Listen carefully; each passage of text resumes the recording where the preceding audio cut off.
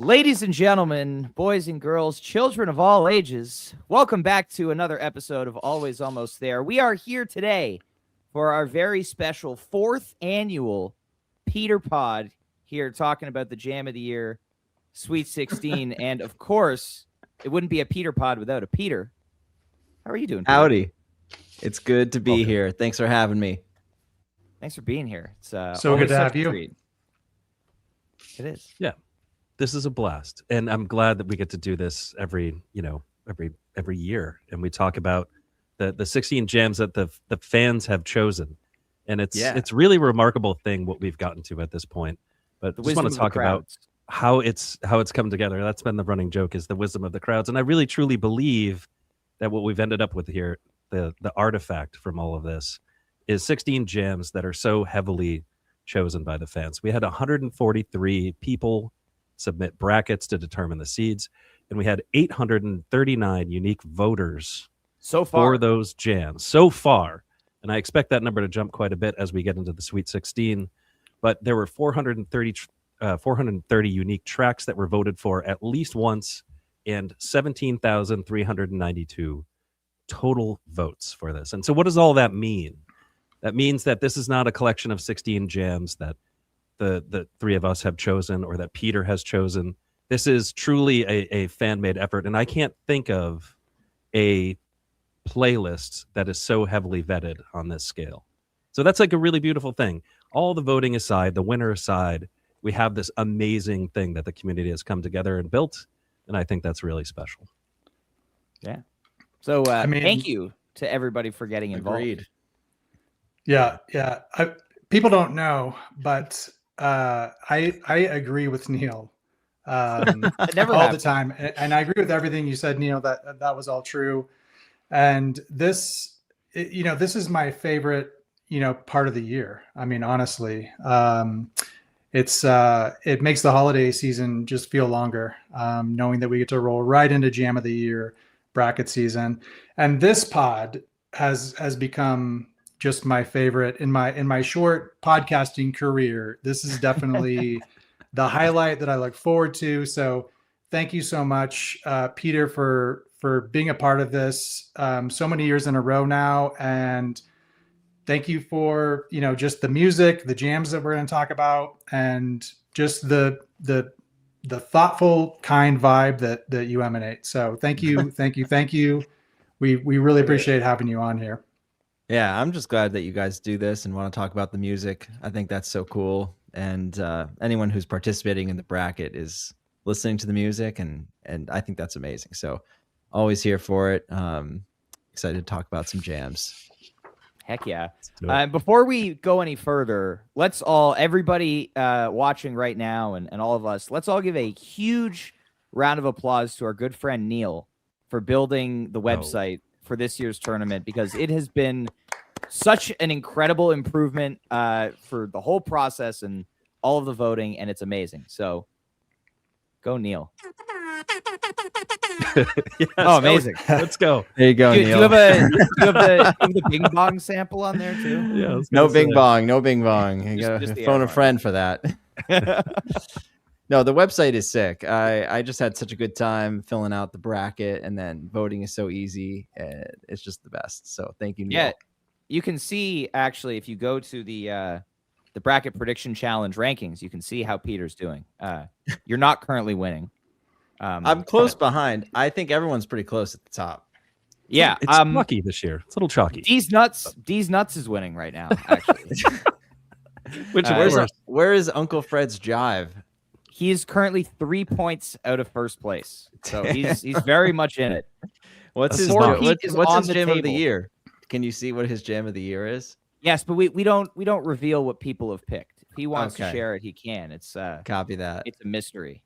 I But see. I trust in Uncle Fred's job. Wow. Yeah, it's remarkable. Should we place bets? No way he wins again. Yeah, Jive what Goose is is very adamant that it's not going to I happen. feel like there's got to be some odds maker out there that can get us some actual odds on that, so we can put some money on. But Yeah. I was adamant that he wasn't going to win last year.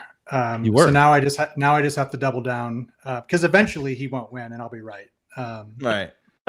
So, hey, listen, we're gonna dive headfirst into the fun times here. But before we do that, I did just want to take a moment to acknowledge the passing of Bob Weir, and I know it was truly a sad day for us. Incredible loss for not only his friends and family, but the music kind of world in general. So I wanted to ask you, if you don't mind, Peter, as someone who shared the stage with him, if you wouldn't mind sharing your kind of thoughts and reflections on his passing and the just huge musical legacy that he leaves behind. Yeah, I mean, getting to play with Bob Weir was incredible, and what an experience it was. I mean, he just kind of had this way about playing the guitar that it was so effortless and so unique at the same time. Like, I've never heard anyone play like Bob Weir. And even just the way he was, always so relaxed and chill. And, we had some good times playing with him in Mexico. And then I got to play with him and the Wolf Bros at the Capitol Theater, which was really cool too. So, I mean, it's just a really special guy. There's so many memories I have of just listening to his music. And, I love the way, like, his vocal technique as well. He just gave no shits. He just went for it all the time. And I was just, as somebody who loves to sing a good rock song, I think Bob Weir was one of the best. So definitely going to miss him. Amazing. Well, thank you for sharing that. And speaking of you singing good rock songs, this is a good segue. You recently you've been playing some Great Blue gigs recently. Yeah. Right. But I feel like Great Blue's picking up a little bit recently. Maybe it's just because you guys only do like a handful of gigs a year usually, and you've had 4 in the last couple of months. Right. But you just you opened for Pigeons at the Cap in late December, and you just had a little Colorado run. Of course. But how's that band doing right now? It's been great. Playing with those guys is always such a treat for me. I honestly just love hanging out with them. They're all like my good friends from way back in the day. I think I've been playing music with them for like 20 years. So it's just really fun hang. And, I felt the shows were really great. Like, we really locked in. Playing the Capitol Theater with them was a real treat because that's probably the biggest venue we've played as Great Blue. Mm-hmm. And then Steamboat, always fun time. We played a couple new songs and a couple new covers and stuff like that. So it was just like it was a vibe, and just a really fun trip with the guys. Amazing. Yeah. And if people don't know, Great Blue is on Nugs now, and you can listen to shows from 2015. real throwback Great Blue. There's some old school Great Blue. There's like multiple iterations of lineups included on all of these recordings as well, because Great Blue didn't ever really have like we had kind of the core. Like, I guess me and the drummer Nick have been on every single recording that's on there. But then, Ethan has played guitar at certain times. There's recordings of him playing bongos. And then there's shows where Trevor is playing bass in Great Blue. So yeah, so it's just kind of a wild time. We used to have a lead singer called Sam Kessler, and he was an amazing reggae singer. So like, at a time, Great Blue was extremely reggae, and there's a bunch of like Sublime covers and Slightly Stupid covers on there. And it's just like, it's had a lot of different iterations. It's cool to see the evolution. The evolution is really on Nugs now, so that's pretty cool. We got it up there. There you go. Yeah, check it out. That's awesome. Shout out to Nugs. Yeah, thanks, Nugs. Shout out. Yeah. That is incredible. I mean, digging deep and going deep into the history there. One, it's brave to put those recordings on from that long ago, and two, just awesome for the folks to have an opportunity to check it out. Yeah. So, at this point, every recording, I don't care at this point. It's just all it's all fun. I think like, if you're listening to that and you're like, oh, I'm being critical about this, like, yeah, right, you're missing the point. Like, it's about the fun, and I love being able to like see the evolution, of like going back to like old Goose recordings. There is a lot of evolution in terms of like the sound, and maybe I'm not the most proud of something I played 7 years ago, but it's up there regardless, and it's like it's part of the journey. Amazing. So before we talk about the jams really quick, we have yet to have an opportunity to talk to you about some things that have already happened this year. So would like to talk about a couple of things really quick. So 2 albums last year happened this year, or this past year. It's 2026 right? now, Neil. We are talking about 2025 today, Ryan Storm, in case you didn't know. But so you had 2 albums come out this year. Just a reflection on the work that you guys did with that and maybe what's coming ahead. Yeah, it was 2025 was a whirlwind of a year. I think it was probably the most busy I've ever been in my entire life. I was so busy. I think the 2 albums was a lot. Even the fact that one of them was recorded in 2025 as well, like Chain Your Dragon was made last year. So on top of all the shows we played, and the promotion of an album also just takes a lot out of you. I think that's something we kind of learned this time around. It was like, whoa, okay. It's just a lot of decision making, a lot of planning, and that can just take a lot of energy. So it was a wild year. I think the albums are sick. They ended up being so strong, and it feels cool to like be putting out albums again, because it had been a second since I guess what was before that, Dripfield. Yeah. Jeez. So it had been a minute, and it's cool. It's cool to get out there and show what we can do in the studio again. I think we'll be getting into more of that, as we move along. We've kind of cleared a lot of the catalog that we were trying to catch up to, which feels good. That's awesome. Yeah. So not 3 albums in 2026 or 4. You're not going for the King Giz thing. Like, so 2 albums feels like the upper limit there. Yeah, I mean, I think there's a certain thing about like the King Giz thing is really cool, but I don't know if like we'll ever get to that point as a band, because I think that we take like a certain amount of time, and like with each song and each recording, that I feel like if maybe we didn't need, if we didn't want to do that, we could probably crank out a lot more. But I think that it takes a long time to record a Goose song in the studio. It just naturally it just takes longer. We definitely want to get things right. Yeah. The vocals take a while. It's just like it's a process. And I think that is just kind of the nature of who we are. Sure. I mean, and it's not like no album means that there are no new Goose songs happening. Like you guys are still bringing fresh material to the table all the time.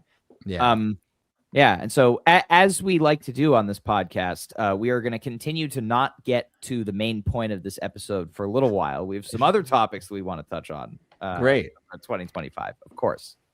Well, we should move in that direction. Yes, but we're getting closer. Yeah, and I know we really look forward to hearing your thoughts on these individual jams. But just to kind of start at a higher level, as you think back to 2025, was there any conscious change in your personal approach to improv or collectively as a band, or would you just characterize this as natural evolution? I think 2025 was a year where generally we started to hear each other a lot better on stage.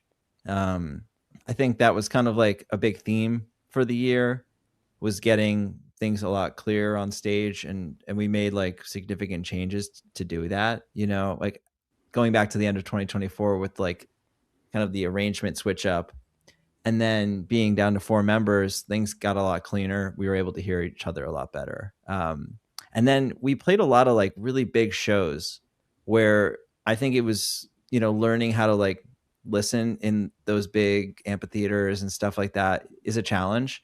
It's a lot more difficult than, a theater or like a club, just to hear what everyone's playing. And that is like, I feel like that's one of the biggest challenges we face every night, is just being able to hear each other. And it really makes a huge difference in how the jams end up being.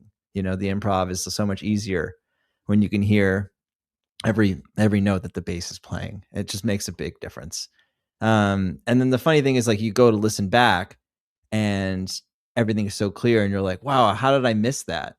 But when you're on stage and there's like all this washiness happening from all the instruments, and maybe the roof of the building is just a tin can, and like there's people yelling, it's like there's a lot of the nuance and stuff that you can even hear afterwards it's unintelligible. So we started working with a really great monitor engineer, Kaya, and since working with her, things have been amazing.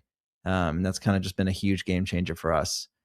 And I think, in terms of what we're playing, there has been, definitely an approach to just making sure we're all trying to like listen and take things, I don't know, just play less. I think that's a big theme of the year as well. And, Trevor in particular, I feel like really stepped out as a bass player in 2025.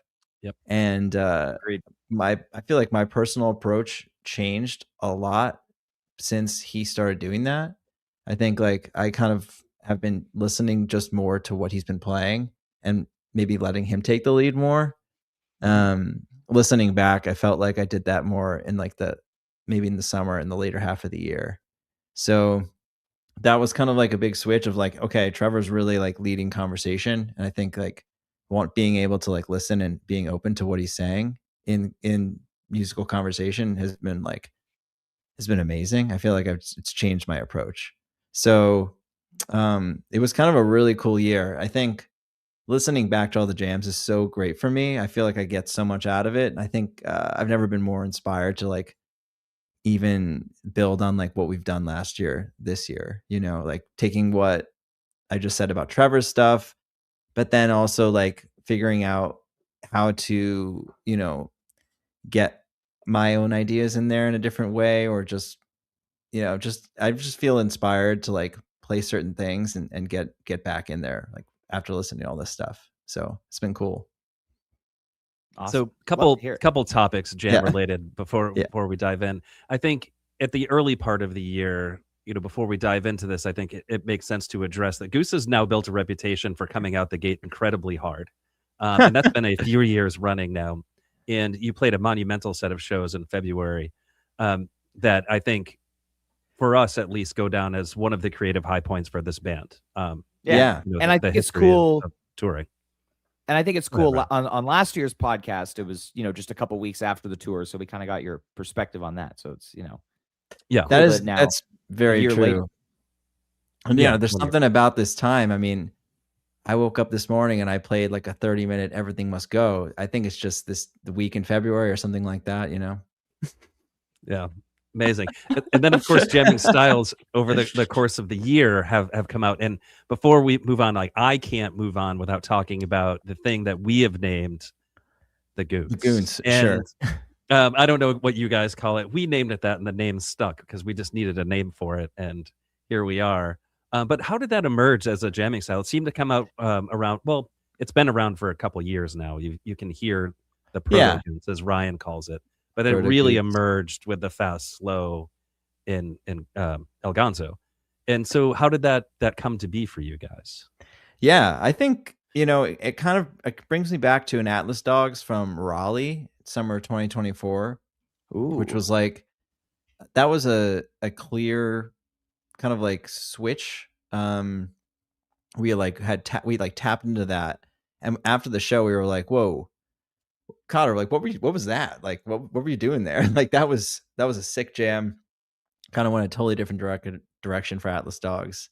And I remember that being like a kind of like a landmark, like, oh, we should like try and develop this style like of dance band a little bit more.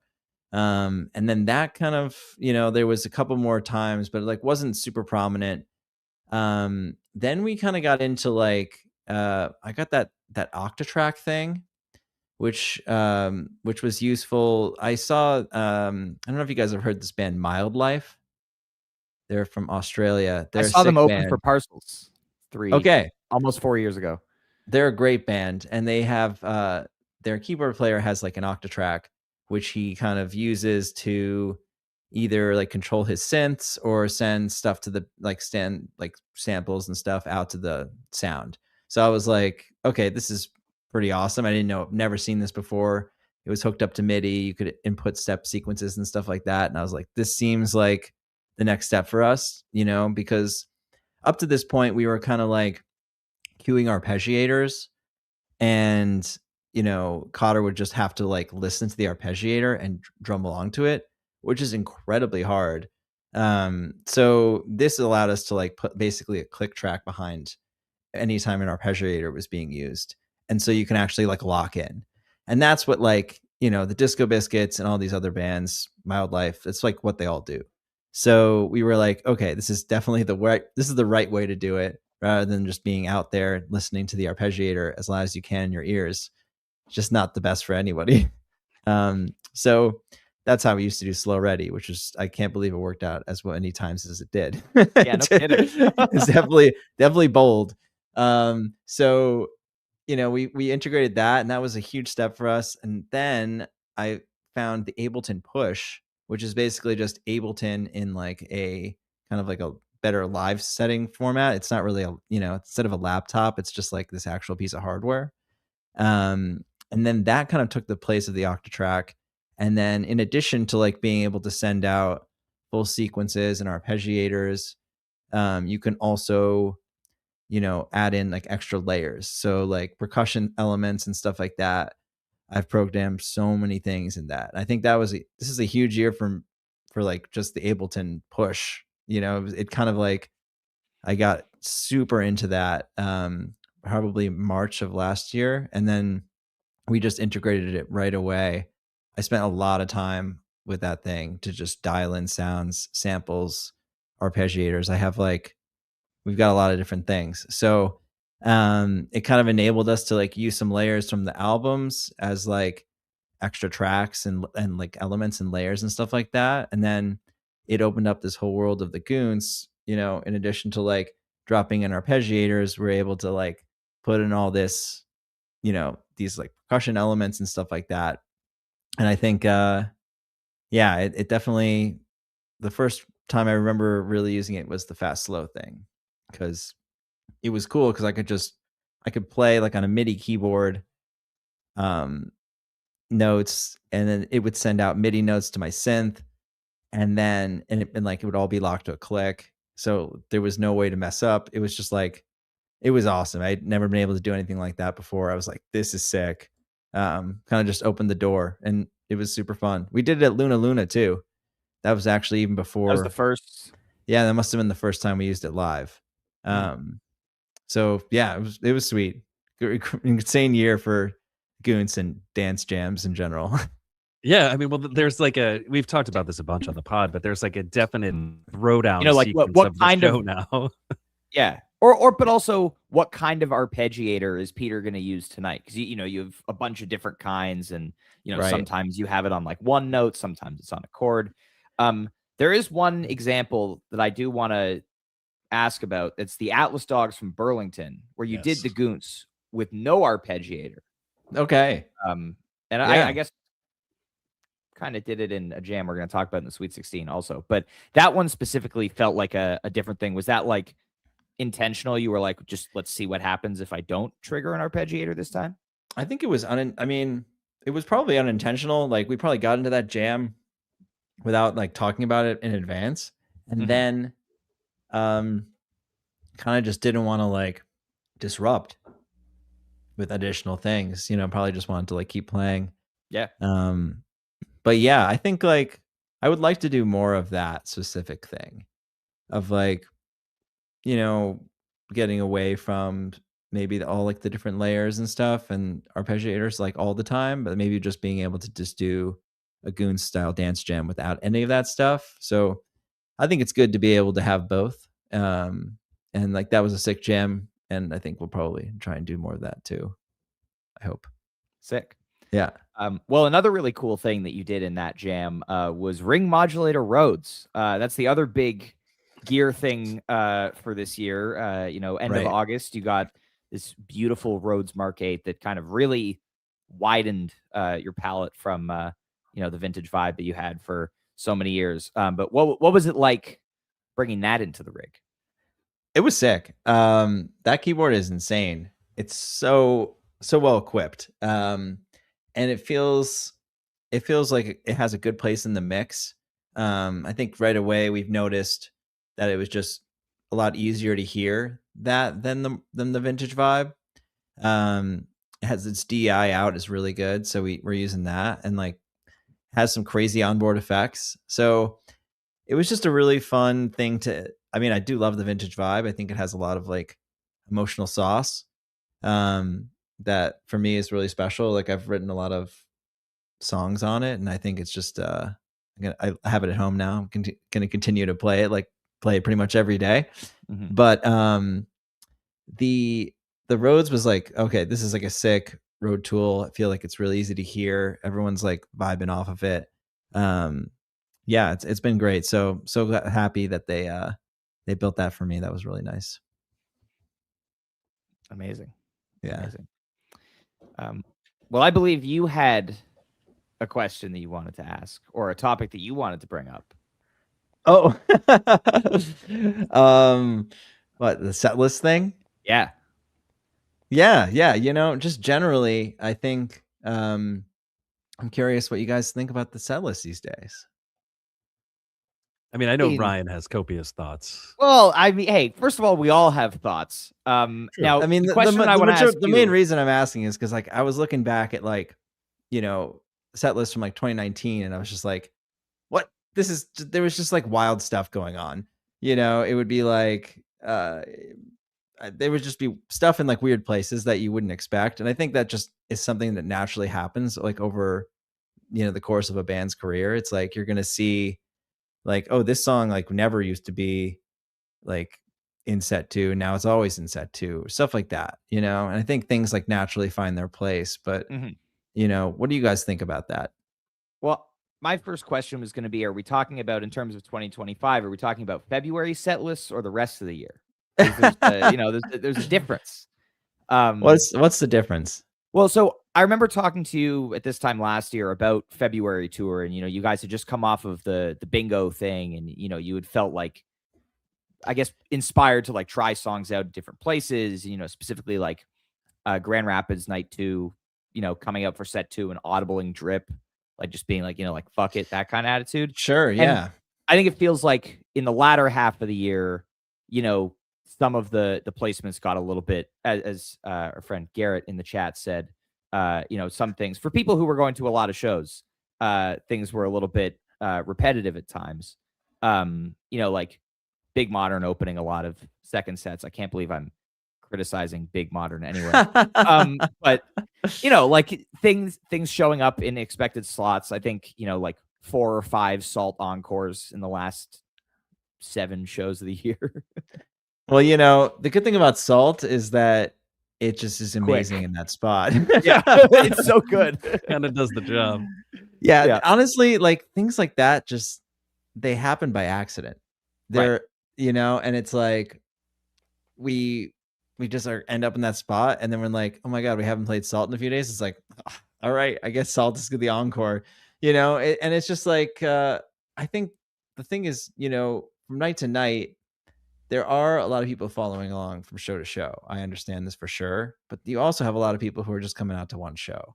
Yeah. And I think like, the most important thing is definitely just putting on the best show each night, no matter what, and I think, and making sure like the energy and the vibe is there. So, it's like our mood is like a big part of what, kind of influences the show in terms of like improv and like how loose we're feeling, and also how well we can hear each other. Like there's a time where you might be like, oh my god, like I just wish they would play a huge jam here, but like the reality is like maybe we're not in that place, and it's just not going to happen. So it's like maybe we need to play a couple more. Maybe we need to play a couple more songs. And just like, or like maybe we just need to do like a party set right now, because like that's what we got. That's what we're going to deliver the best possible show.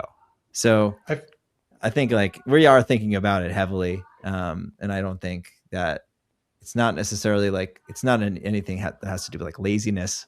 It's more about just like, hey, yeah. So sometimes it's like, let's do this because it's like, this is what's going to give us the best show.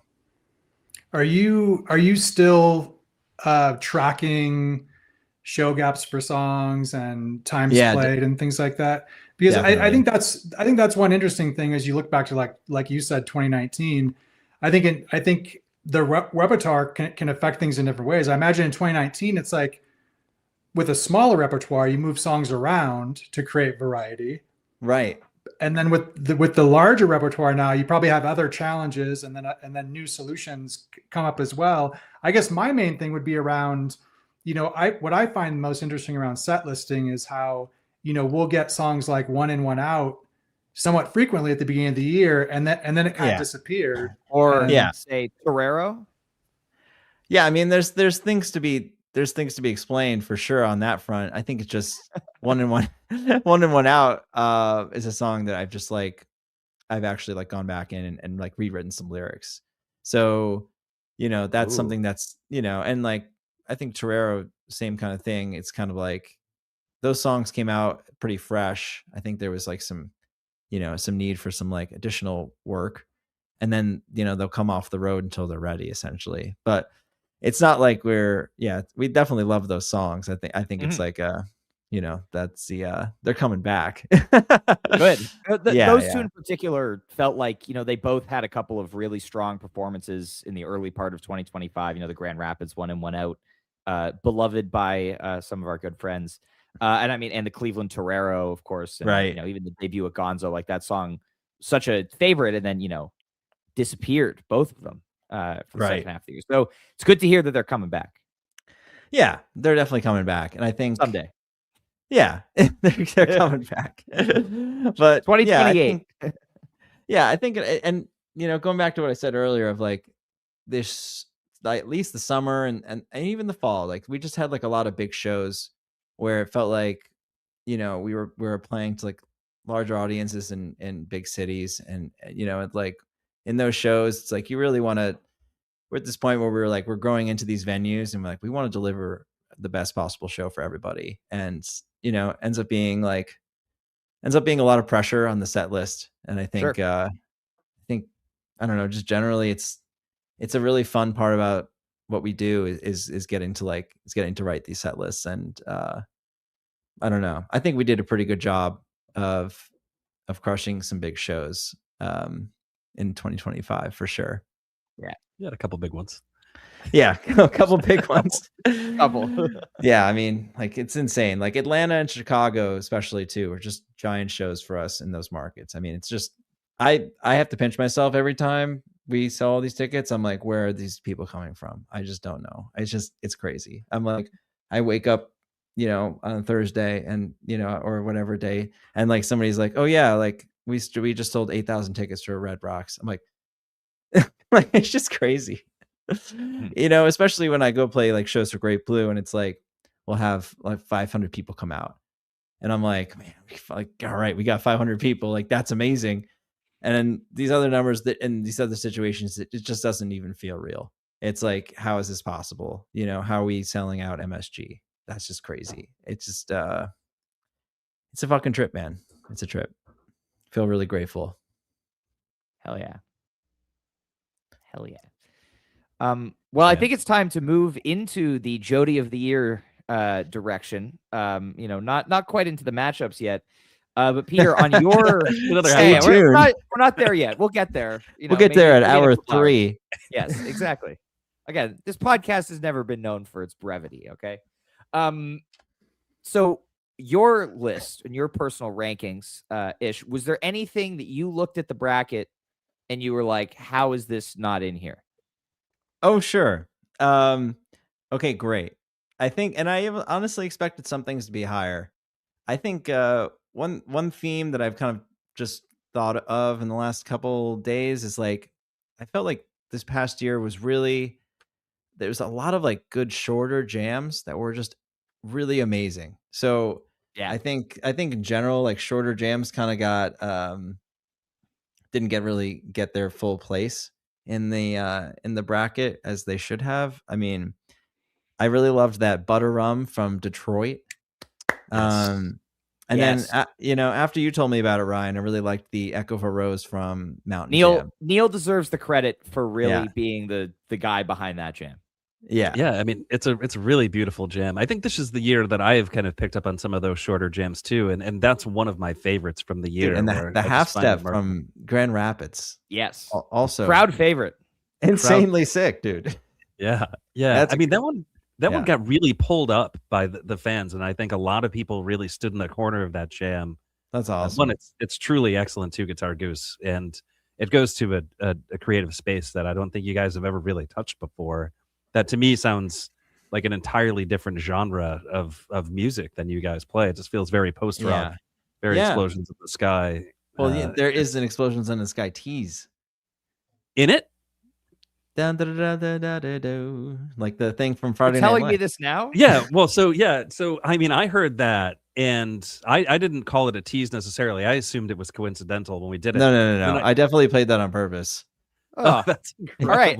What song is it? I'll add it right now. It's whatever like the main theme is from Friday Night Lights. Yeah, the name's escaping me. Neil, didn't you make a video of that? I did. I took the Friday Night Lights like opening credits, and then I put that jam over the top of it. And I think people were genuinely confused because they thought it was actually just me playing the Friday Night Lights thing. Oh, nice. Yeah, straight up on that, because I think, and then I just listened to it today. So like, I think I played it, and then I think even like Rick kind of like tried to play it too, and he like hopped on it for a second. Like, great. I mean, like that jam is so sick. I feel like there's like the swell of like reverb and energy in that jam is so cool. I loved listening to that. It's not by Explosions in the Sky. It's not. I have so the first thing that comes up when you Google Friday Night Lights theme, there's an article that says, "Is the Friday Night Lights theme song by Explosions in the Sky?" And it's no, it's actually by W.G. Snuffy Walden. Dude, you're spreading fake news right now. Don't read the AI Google response. It's not the AI response.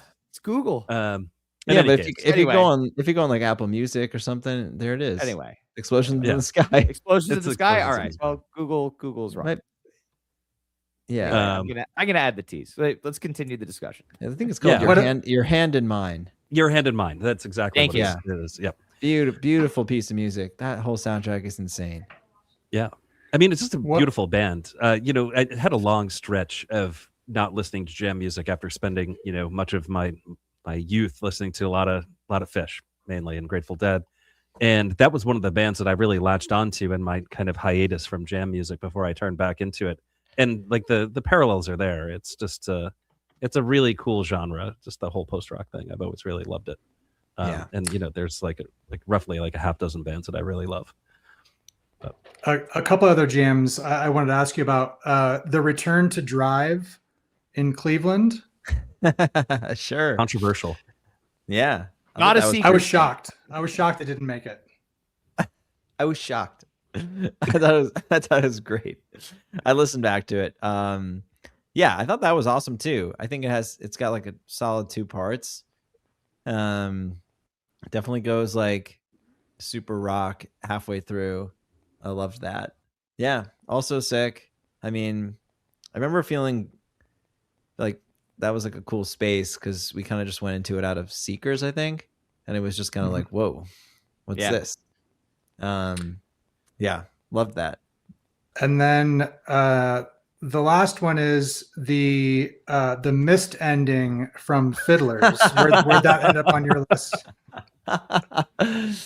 Yeah. I think that was. Yeah, I don't know if I had that ranked. It's on the Micro Jams playlist.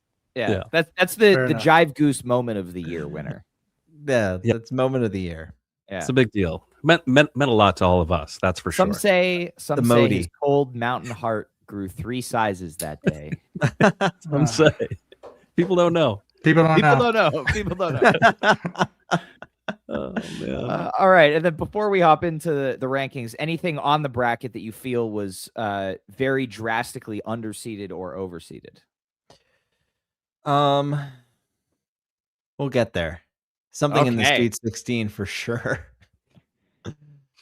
Right. Any 1 or 2 picks that you think should be in the Sweet 16 but aren't? Let me think about it.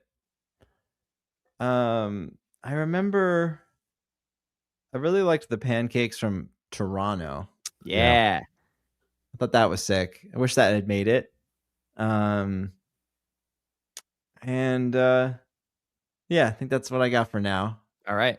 Yeah. Oh, we'll talk more about it. Well, let's dive in. Only 40 minutes to get to the first matchup. That's pretty good. Yeah, I think we're doing great. All right. Kicking off the Sweet 16, this matchup will be open for voting tomorrow at noon. That is February 10th at noon Eastern, aatgoosepod.com. And as we have hit the Sweet 16, from now until the end of the bracket, there will only be one matchup per day. So nice and digestible for you to make your tougher decisions. This one is starting in the top left. We've got the 1 seed Grand Rapids Monavon versus the 5 seed Iowa Creatures. Sick. Peter, your thoughts? I love this Monavon. I think it's awesome. It's my jam of the year. Yeah. Hey now. Yes. So yeah, this jam is sick. All right, I have notes. Yeah, I wrote so loose and free. So when I listen back to this, I think like for me, a big part of listening back to these jams is like see what kind of feeling I got. Like, am I feeling like right now like the band is just totally let go? And I feel like in this jam, 100%. Like I think there was just no expectation. I hear nobody like doing anything that I've, it doesn't feel contrived in any way. So it just, this is a really amazing jam. I think it was like pretty unpredictable what we were going to do. Maybe that has to do also with the situation and what we had just done. But I remember like before we did this encore, we were talking about what we were going to do. And I think there was just a general like, we were going to do the 726 because like we, it had been a while. We like wanted to play it. And then I think, I felt like, I remember Rick like really wanted to like just send it on one more jam because like everything had been feeling so good on this run. And it was just like, okay, let's do a Monavon. I'm like, okay, like let's go. Yeah. So that it was a good time. I don't think it was the planned encore. I don't have an original set list, but I'm pretty sure it was not. And it's a sick jam. The big woo. The big woo. There's you can just tell. I mean, I'm definitely clearly super stoked when we're playing this. Yeah. And, I was super stoked listening back. I think generally, I wrote I love this kind of jam because you don't know what's going to happen. It's less predictable than a Bliss jam, which I guess maybe is my thoughts here. The tension is sick. It gets super weird. The interplay is awesome. Yeah, fantastic jam. This Creatures. This is the one that came out of like not even the normal jam space, which I think skip the last chorus. It definitely helped it out because it just kind of got into this weird zone that Creatures never really gets to. The initial groove is super sick. Cotter's crushing it. There's some marimba and cool progression. Cotter's like ripping the toms. Oh, and then there's an epic whammy rise from Rick towards the end, which is super fire. I love the whammy rise. So when he does like while soloing like the he crushes this. This whole jam is super fun to listen to. I mean, this is a great matchup. I think honestly think this Creatures is underseeded personally. So yeah, I'm glad it beat that Dripfield, which I didn't particularly like. Oh, wow. That's the Phoenix Dripfield that he's talking about there. You don't know, That's big ones. I love that Dripfield. Well, I think one thing to point out about this Creatures is that there was a groundswell for this one, and it actually didn't come from us. We weren't the ones kind of standing up and saying like, you guys really need to check out this Creatures. It's great. And I think, I think, but there were other jams that I think you would have put ahead of it. I think you would have put the Dripfield ahead of it. You did on your ranked list. Sure. So this is one of the cool things about this thing having so many people involved is that this jam kind of gets pulled in, and I'm glad it did, because the more I listen to it, the more I like it. And for the reasons that you just kind of pointed out, Cotter, I think Peter, like Cotter's playing in it is phenomenal. And it really elevates this. And I think what happens is you don't really expect Creatures to go as big as this thing went.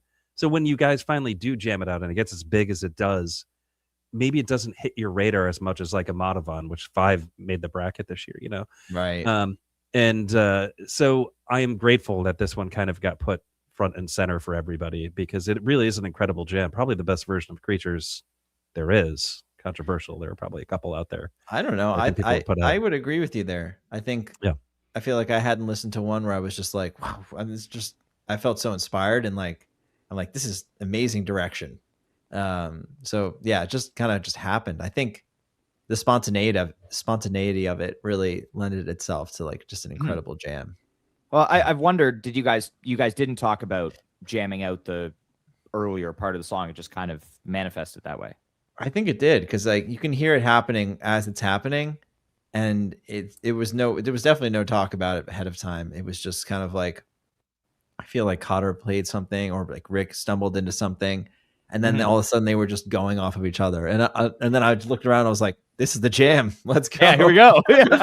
I was already making like crazy sounds on the rows at that time, as I do for this section, and it was just like, well, let's just keep that going. Nice. Yeah, felt good. Killer. Yeah. All right. And then of Go course Creatures. You heard it here. I mean, I think it is, right? So what's the other one that you would put in that conversations? The Legend Valley Creatures from years ago.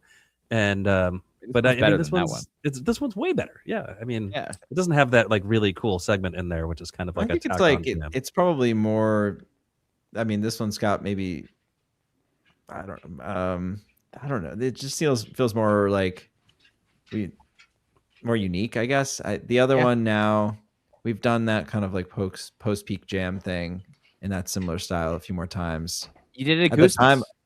Yeah, I feel like at the time it was like a pretty unique thing. But you know, that's what time goes on. You know, you know, evolution of the band happens, and I think that's a good thing. Yeah. So before we move on from this one, I would kind of want to say one more thing about the Madhavan. Not that like we're gonna dissect these jams, but I do have to kind of say this thing about this one. I think the jamming styles have started to change and evolve, right? So we talked a lot about like Evil Goose and Bliss Goose, and like it's no longer binary. There's all kinds of things happening. And when I think about this jam, I think in the past we would have classified it as Evil Goose and just moved on. But I think there's a melodic component to this that it gets completely unhinged but stays incredibly melodic at the same time. And that is what makes me really love this jam. The conversational nature, while still being the word just keeps coming back to me. It is more melodic than just going full craziness, right? Like you could all get out there and just make a whole bunch of noises and make it sound weird, but it's weird and there's more. You're definitely onto it. I mean, I think that's something we're actively working on. I think it's, you know, getting into those spaces and not just like doing, you know, and more of it being actual conversation within dissonance is like, that's like the next level of that. So that's what we're working on. I think we definitely have achieved that in some of these jams in this playlist. In this Sweet 16. Yeah. Awesome. Right, shall we move on? We shall. Okay. Next matchup is the October 4th Into the Mist. Is that Philly, right? Philly, yep. That's a 3 seed. And it's matched up against the 2 seed Milwaukee Everything Must Go from the aforementioned February tour. It's one February 8th on this Everything Must Go. Interested to hear your thoughts on these, Peter.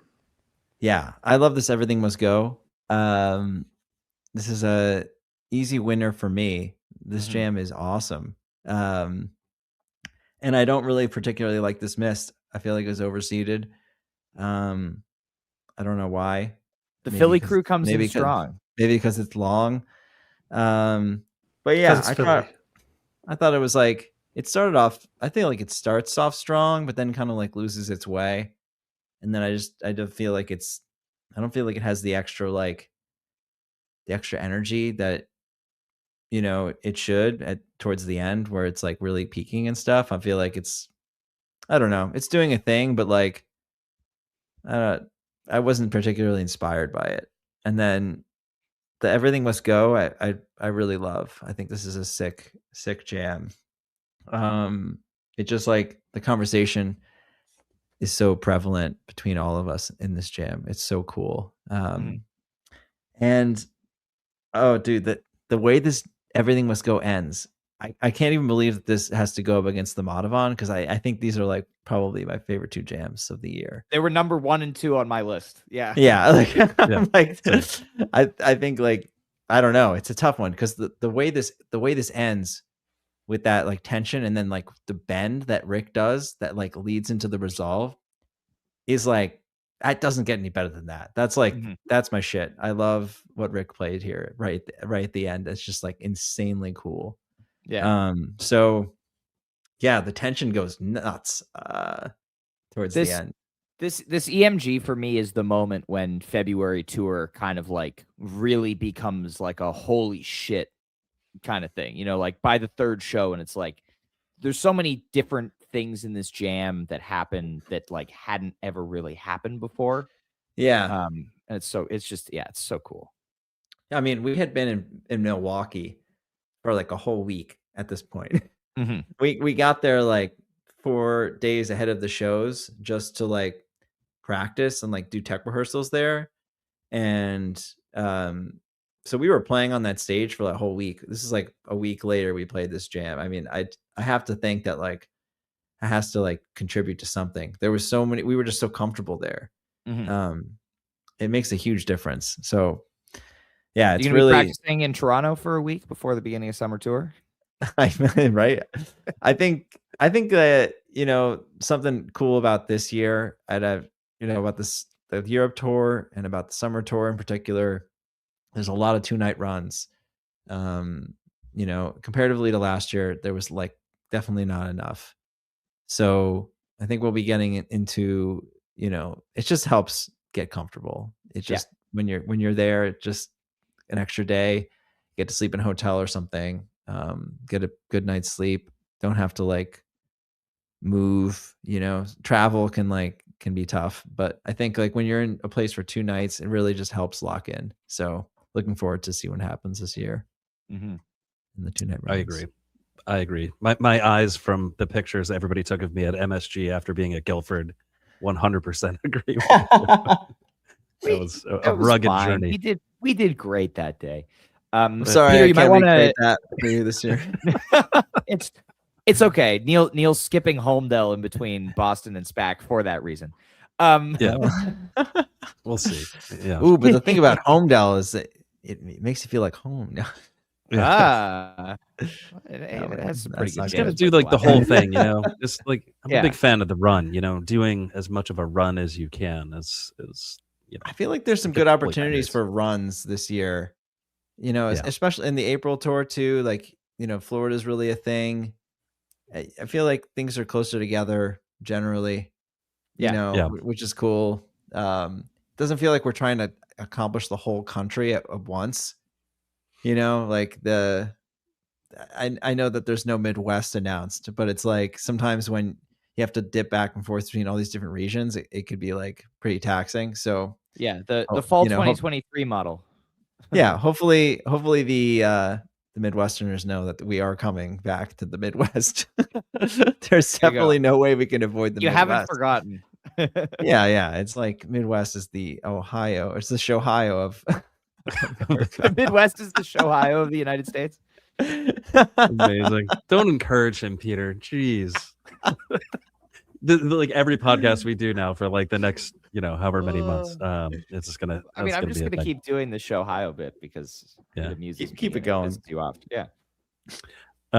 Hey, so before we move on from this, I have to say this one thing about these two. So agree about the Mist. I think the Mist was just like it was a dance party. I was there. I mean, definitely a dance party, baby. There's a full on Michael Jackson segment where like Rick picks up on some Michael Jackson and like. I think folks just really dug that, and I mean it was fun, and it was kind of a goonsy thing that didn't get to all the places that the Goons gets, but it's still like the same dance vibe. And I think that is like the one thing that some people voting on this really wanted to see in the Sweet 16, and I think this is kind of what you get there. Yeah. But well, and there's the thing Philly I did Mafia. want to say, what? And the there's the Mafia, Philly yes, of Jam course. Band Mafia. You know, they wanted the three-peat in Jam of the Year. So Peter, Okay. now with you've probably, finger on the scale, you've probably tipped the balance against this miss. So you might want to lock your doors and your windows. Yeah, Just in case the Philly in case the Mafia Philly comes Mafia through. shows up. Yeah. But like real quick, this Everything Must Go is my personal Jam of the Year. I think it has all of the elements of Sick. what should be in like the Sweet 16. This is the stuff we've come to love about what Goose does when they improvise. And I mean, it's cinematic, it's emotional, it has, things, just moments, brief moments where you're just kind of like, how the hell, and which you've pointed out to a couple. And yeah, this one's really special. I'm shocked that it's a 2 seed in this, but I mean, that's the way it goes. Was it the number 5 overall? Yes. Just missed. Just missed. Very close. Just into the mist. Yeah. All right. I guess I'm up. Next set of matchups. So we have another Madhavan, the other Madhavan from February. So we have the Milwaukee Madhavan, the number 1 seed. And then we have the Guilford Rockdale 4 seed. Sick. Your thoughts on these? Okay, yeah. So the Madhavan before the Madhavan, also really great. Ooh. Yeah, I mean, I loved this jam too. I think this is like, it's up there for me, probably top 5 of the year. I think I wrote down that the ending peak is just absurd. Two guitars the whole time. Let's see. Oh yeah, Trevor drops like a sick bass line in the beginning that everyone kind of latches onto, which I loved.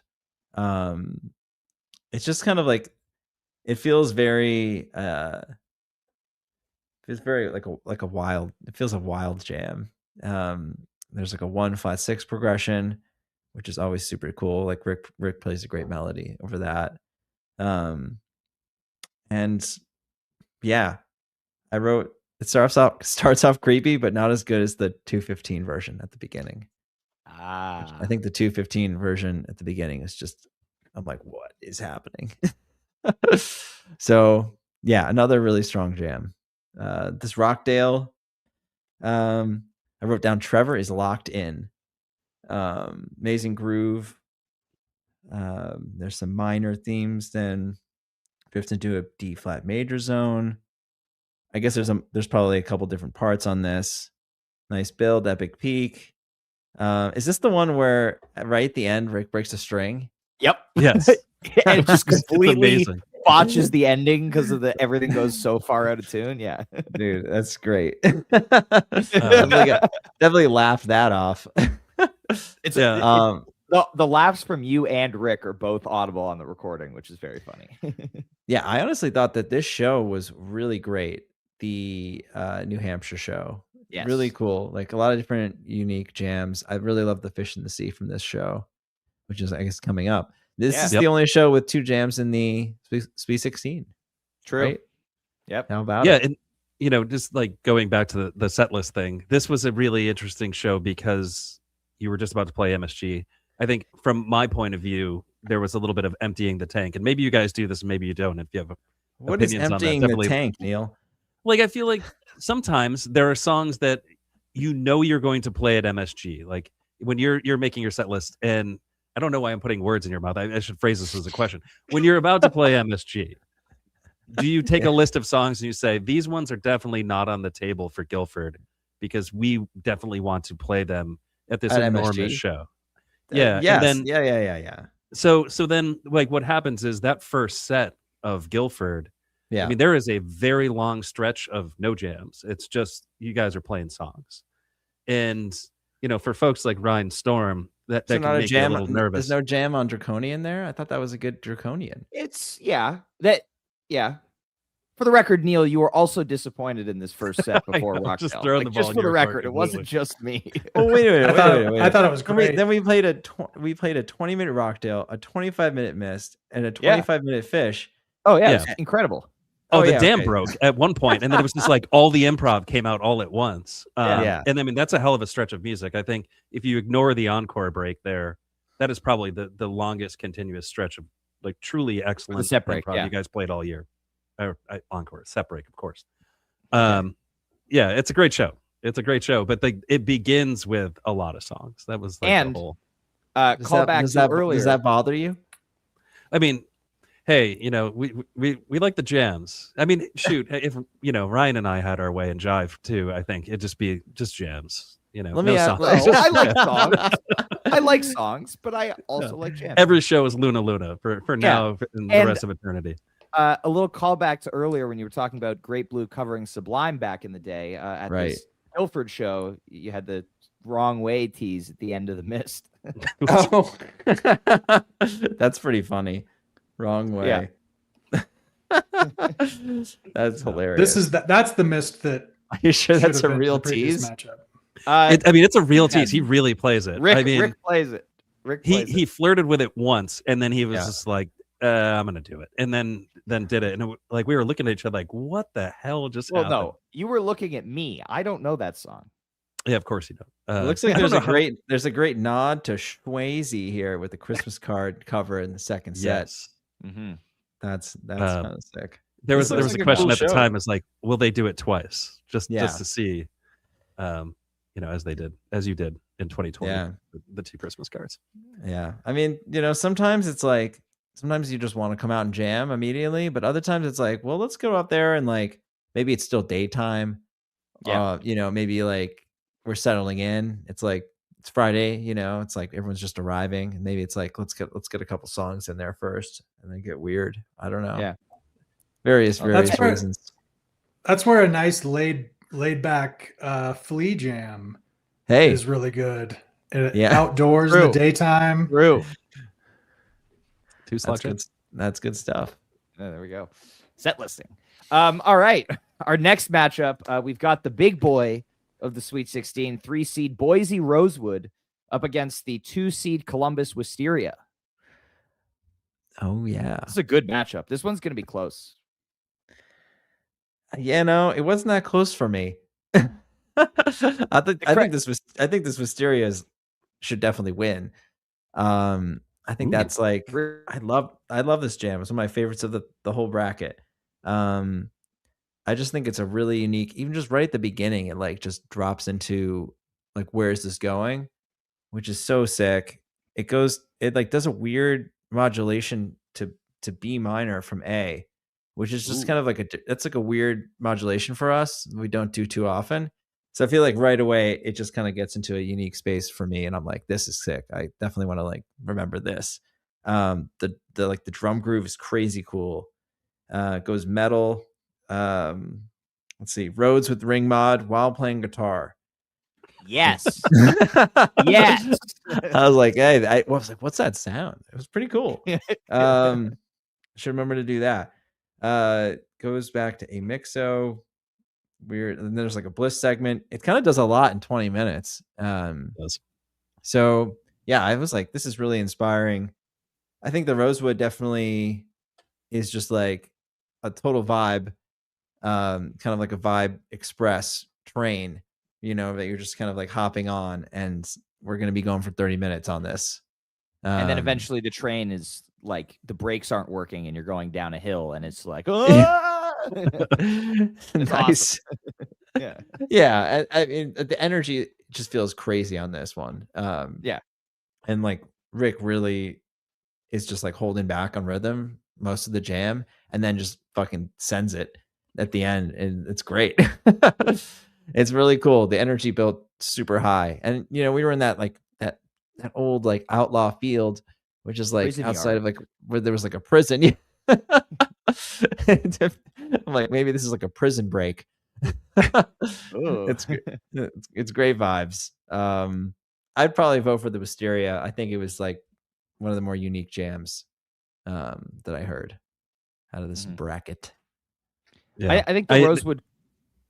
No, you go ahead, Neil. Go ahead. Oh, I was just gonna say, I have like, as these things happen, I tend to write notes, and I love that you were kind of talking about how you were like playing guitar and kind of doing the ring mod Rhodes, at the same time. The note that I wrote when I did it was Peter is excused from stepping away from the guitar momentarily to alter the speed of time, because that one segment is just the weird, like every once in a while there's a small segment of music that just is so deranged that it almost like steps outside of the music and kind of really elevates the whole thing.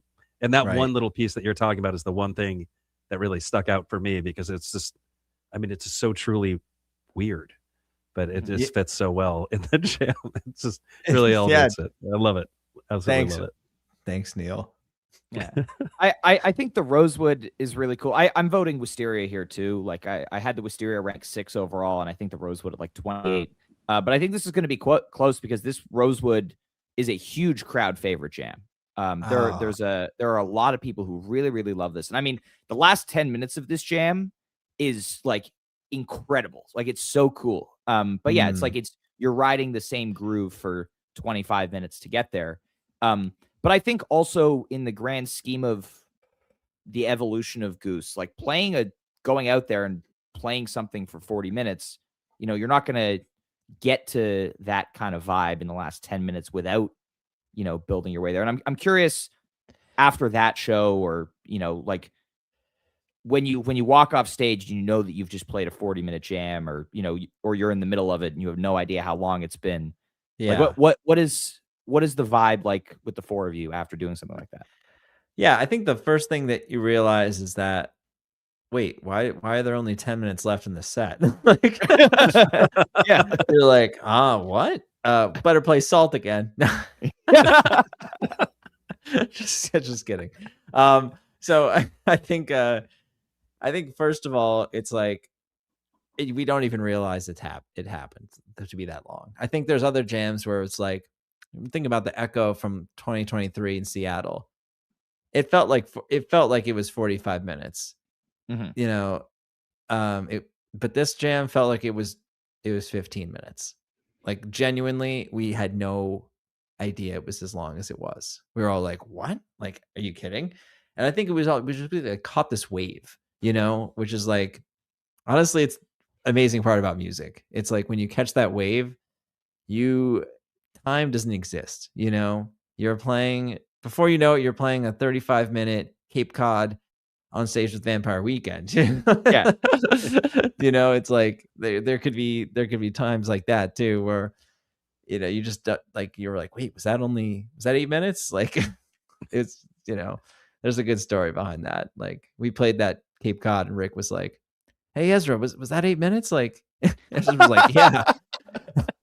He wanted to play an 8-minute Cape Cod. Yeah.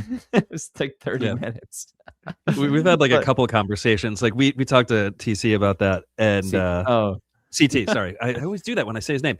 And because Time Crisis, he was kind of talking about how Bayo was just like hanging on for dear life for the entire of it, which is amazing. If you listen back, he tried to end that song. He tried to go back to the main progression, I think 4 or 5 times, because I remember mixing that jam, and I was like, all right, I'm gonna listen to like what every person decided to play. So like, I went and listened to like what Bayo was doing, and like after like 10 minutes starts going back to like the Cape Cod riff.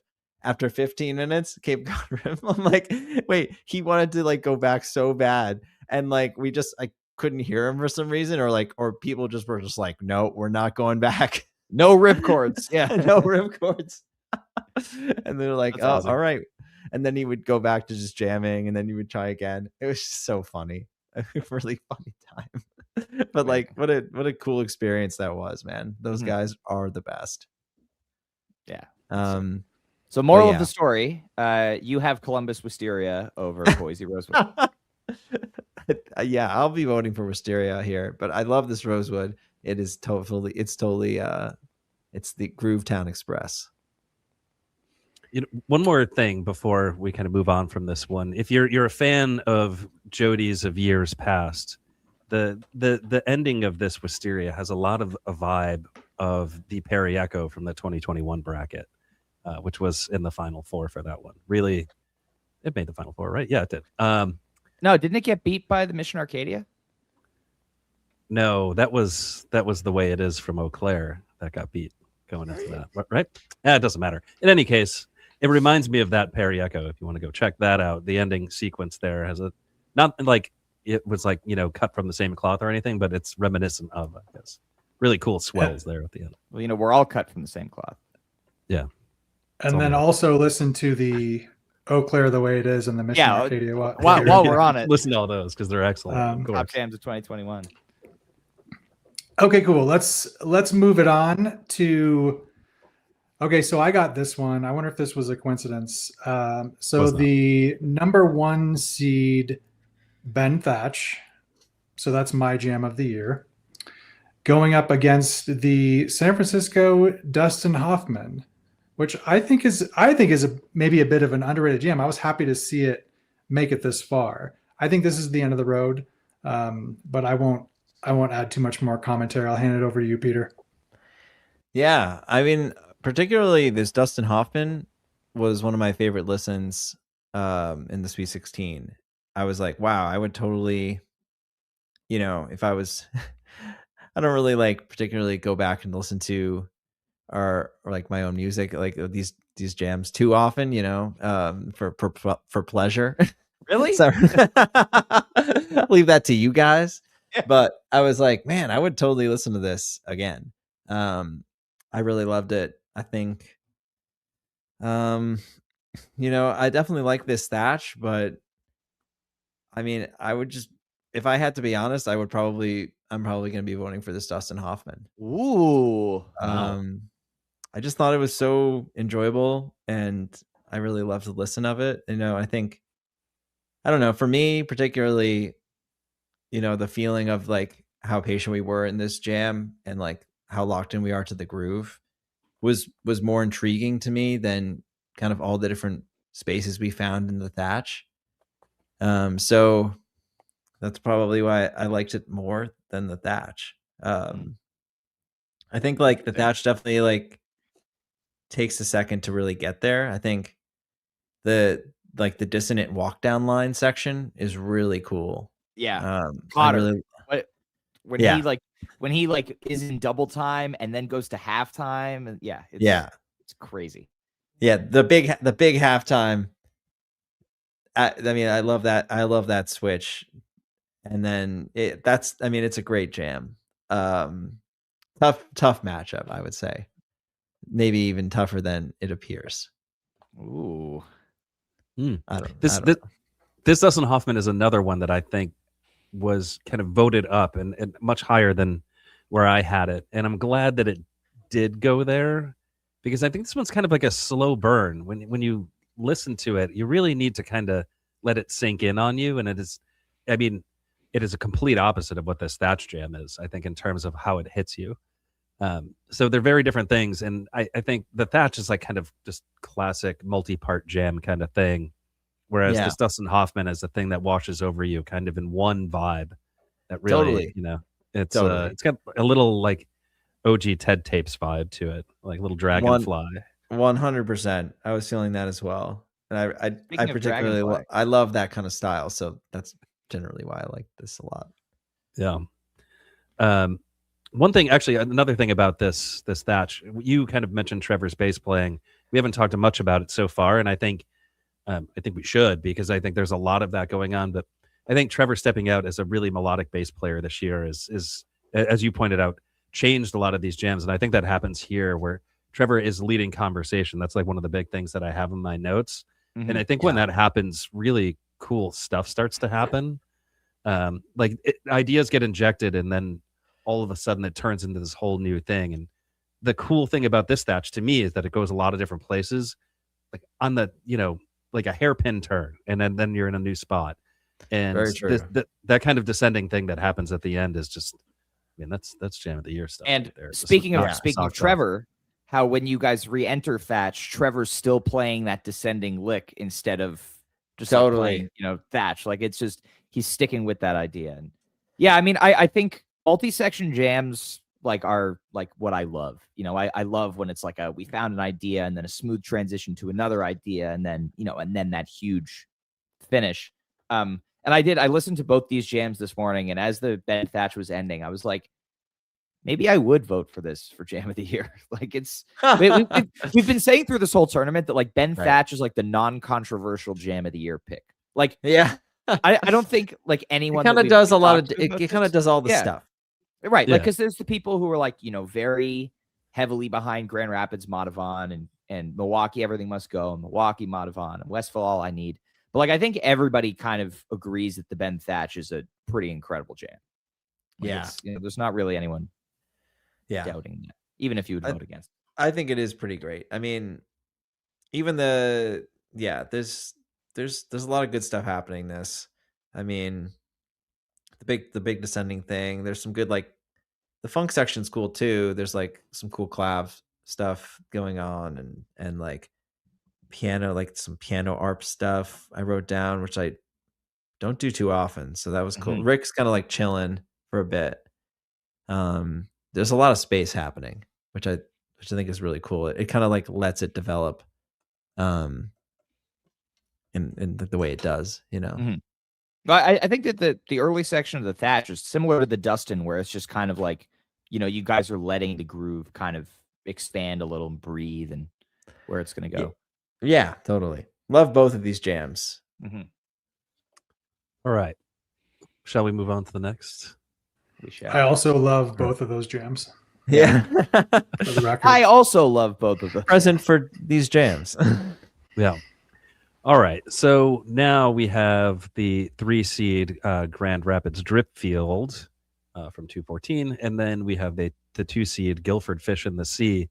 And these are two, I mean, truly spectacular jams. I think one of the things that these two jams do, before I hand it over to you, Peter, is they have a really nice post-peak section to them, which like pops up a bunch towards like summer and into fall.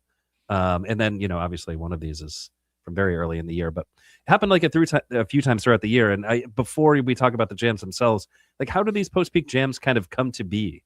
Is it just like it just feels right in the moment, or there's intentionality there, or there's definitely intentionality because, you know, or at least everyone has to be on the same page, because as soon as the peak's over, if you know, let's say somebody like really just wants to go to the next song, then there is no post-peak jam. But if everyone all of a sudden is just kind of like is still in it mentally, you know, and emotionally, you've not like thought about what's next, you're just kind of still in the moment, you can create these kind of, I mean, that's why multi-part jams happen too. It's like if you've just like you've like finished like this one kind of section and you want to keep going or you're still in it, then you'll keep playing and reacting in a way that is just, you know, open to everybody, what everyone else is doing, and you're listening, and then things can develop.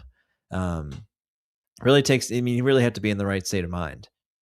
I feel like, or just like have your heart open enough to be ready to like take whatever path is presented to you in that moment. Because it's most of the time it's like, you know, you'll be presented with like one or two notes from somebody, and then if that just develops into something else, if you like get inspired by the like, even just like one note that they've played, it can kind of like, things like move so simply and slowly in those times. I think it's a really cool space. The Dripfield particularly here, I think in that space is really awesome. I really loved that jam. And then there was a hunger site from Mountain Jam. Yeah, Mountain Jam. Also similarly, I mean, and speaking of Trevor, have you listened to that outro of the hunger site in Mountain Jam? It's awesome, so many times. So it's many times. He's just just one of my favorite things you guys dude. did all year. Yeah. Trevor is just going for it. Yeah. I mean, he had awesome. like it was especially on fire for like from Mountain Jam like through Westville, and I think there were threads from Mountain Jam that show up in Westville, and we're going to talk about that in a minute, actually. But in any case, that's great, and I think this so this Dripfield is fantastic. There's some cool double guitar action at the beginning, which I really loved. This Fish in the Sea is insane.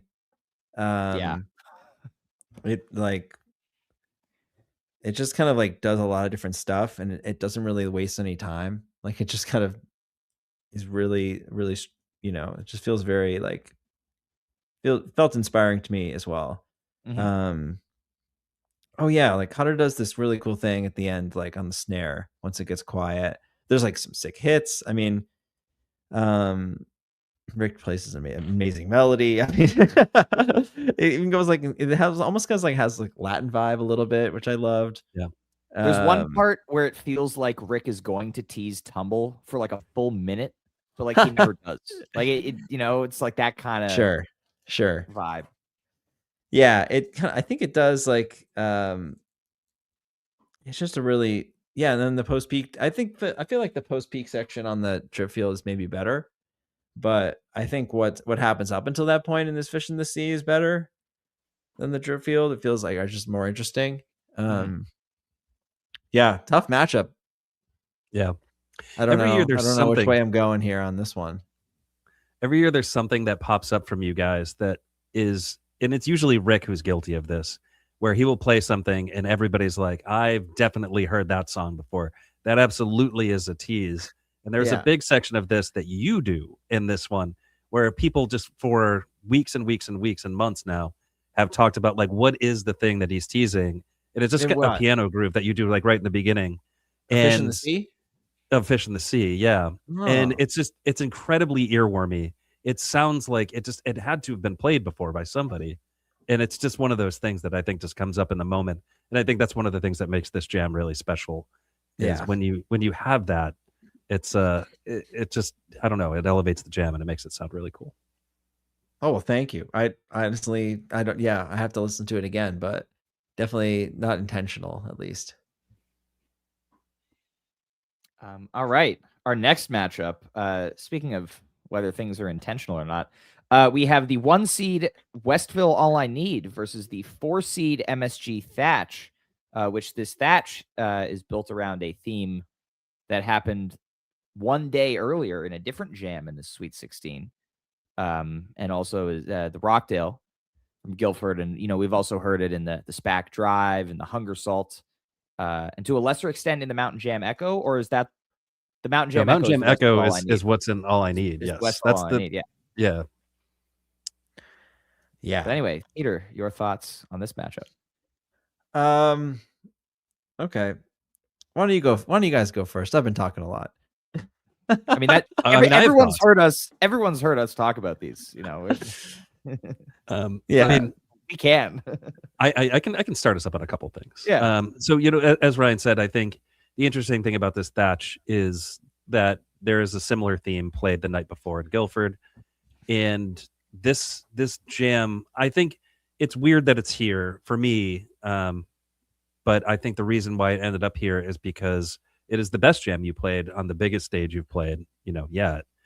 And so I think a lot of people were at that show, and a lot of people have a special place in their heart for this jam. So this one gets boosted quite a bit, I think. So it ends up here.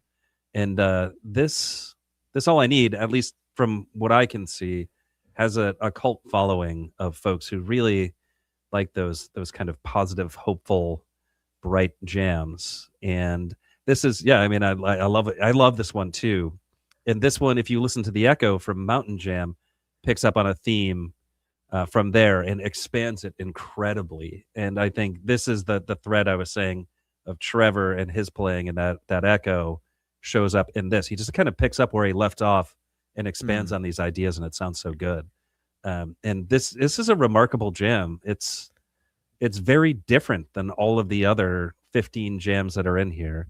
And I think some folks might want to write it off as a bliss jam, but I don't see it that way. I think there's more going on there. And there's like a whole piece where I think it's you actually, where you kind of, there's like a modulation there that like gets initiated and like the whole thing just takes off. And I think that's pretty excellent stuff. Yeah. I mean, the one thing I remember about this jam, I remember like I had to go back and listen to it because I was like, wait, I think Ryan had told me to listen to it. He was like, check out the All I Need from Westville. I was like, the All I Need from Westville? Like, what are you talking about? I totally forgot about it. I remembered this like really weird, like descending piano line that I had played. Yeah. And it just like in the moment, I felt like for the beginning part of the jam, I felt like we weren't really like, I felt like we weren't connected or something. Like things weren't, it felt I was like, where's this going? And then it kind of like almost comes to nothing. And then I play that like really bizarre line. Yeah. And in the moment, I was just like, rough. Oh, it sounds so good though. Like it's like one of those things. Yeah. I was just like, oh wait, it's just me. That's kind of like a weird moment. And then we like somehow stumble into this other thing, and it really felt like there was like a big reckless abandon, that like kind of got us to that point, like almost like we just sent off the cliff, and then all of a sudden we just landed up in this like this kind of great zone. I mean, like Trevor is like super present in the first part of the jam too, just like introducing a ton of ideas. And yeah, Trevor was crushing it at this point in the tour for sure. It was really, it's a really unique and interesting jam. And then the Thatch is so cool too. I mean, yeah, it was sick to jam at MSG. It's about it's definitely one of the coolest things ever. And I remember the Thatch being like a real high point of the show. So, I'm glad it's here in the Sweet 16. So, yeah, it's funny that they're two jams one day apart are up against each other here. That's cool. I feel like it would be great in future brackets to do, to somehow get, or like not to like properly seed every jam, like almost as if like maybe a song makes the top 16, they just get randomly assigned a seed. Or like if something makes 16 through 32, those are randomly assigned. And in order to like kind of mix it up so you don't know which one's a higher ranked by the crowd before you vote on it. And I feel like it could be interesting to get, additionally, I would love to just see like, I mean, maybe some micro brackets. Like it would be cool to just have people vote on like Madhavan versus Madhavan versus Madhavan versus Madhavan, from a year. Yeah. Like, that would be cool. Cause like sometimes like I wish the Madhavans somehow just got to be up against each other, and maybe they will, but I don't know. I think like I was just thinking about that randomly. It's a random thought. More brackets. More brackets, but also like variation of seed, or like maybe no seeds. It's like, oh, here's the top 64 randomly assigned. Good luck. Or even if you could just like hide the seeds, like if people didn't want to see the seeds, that could be, they could choose to enable or disable that. Well, I bet you that's a feature that can be built into the website. Yeah, that is something we can do. I mean, there's like a bunch of different ways of looking at this thing. I think there are other folks in other communities that when they do this kind of thing, they don't actually include the song. So they just throw the song out the window completely. And then you can only listen to the jam. And I wish we were at a point where we could do that with this thing, because then it really boils it down to, this jam versus that jam. So, just going back to what you were saying at the start of the show, where you were talking about the Michigan butter rum, I think there are just butter rum haters out there, and they're just like, I will not accept butter rum jams because it's in butter rum. And I'm not going to. No one on this podcast would do anything of that sort with any song. What kind of person would hate butter rum? That's a very good point. Right word. Like, what kind of this person was just wouldn't... jam number, jam A is like this butter rum jam, but you don't even know. Maybe that's butter rum. Interesting. I mean, so this is like part of the reason why like I use Apple Music now instead of Spotify, because I don't like knowing, and I've talked about this extensively with Matt Campbell. We both use Apple Music. We hate knowing like what tracks are like a band's like top tracks, or like how many plays a track has, because we're like, that shouldn't influence like what we're listening to. We should want to feel that we're just like going on this endless discovery. And it's like when you bought a CD back in the day, you didn't know what tracks, maybe you like heard them on the radio, but like you didn't know if like one track was like more popular than another. You're just like listening through and forming your own opinions. And I think like that's such a cool thing about, at least listening to CDs or vinyl, or it's like finding a new record, but not on Spotify, because you don't know how popular or how much it's been listened to. And I think that's like a cool tangent for like, not ranking a jam based on like a seed or something. It's like, oh well, I'm clearly voting for this one. It's the number one seed, or I don't know. I don't know if anyone's out there is doing that in particular, but I mean, I'm sure there are. I think the good thing about this versus, I think we get every year there are some people like, wow, like the Sweet 16 is pretty much all 1 through 4 seeds. Like that's boring, and I think that because people compare it to like a March Madness basketball bracket, and it's like really cool to see a 9 seed make the finals. Right. But I think in this case, this bracket has been seeded by the community, and so it's a testament to, as Neil would say, the wisdom of the crowds. Wisdom of the crowds. The top seeded jams are making it to the Sweet 16. That means that the community is voting along the lines of the community. So shout out to the 143 people. You did a great job. Except for that creature snuck in. The one upset. Yes, the 1-5 seed. And we actually, the 8 seed drought ended this year. We had 3 out of 4 9 seeds beat the 8 seeds in the first round, but the Michigan Big Modern pulled it off. That was a very wildly underseeded jam.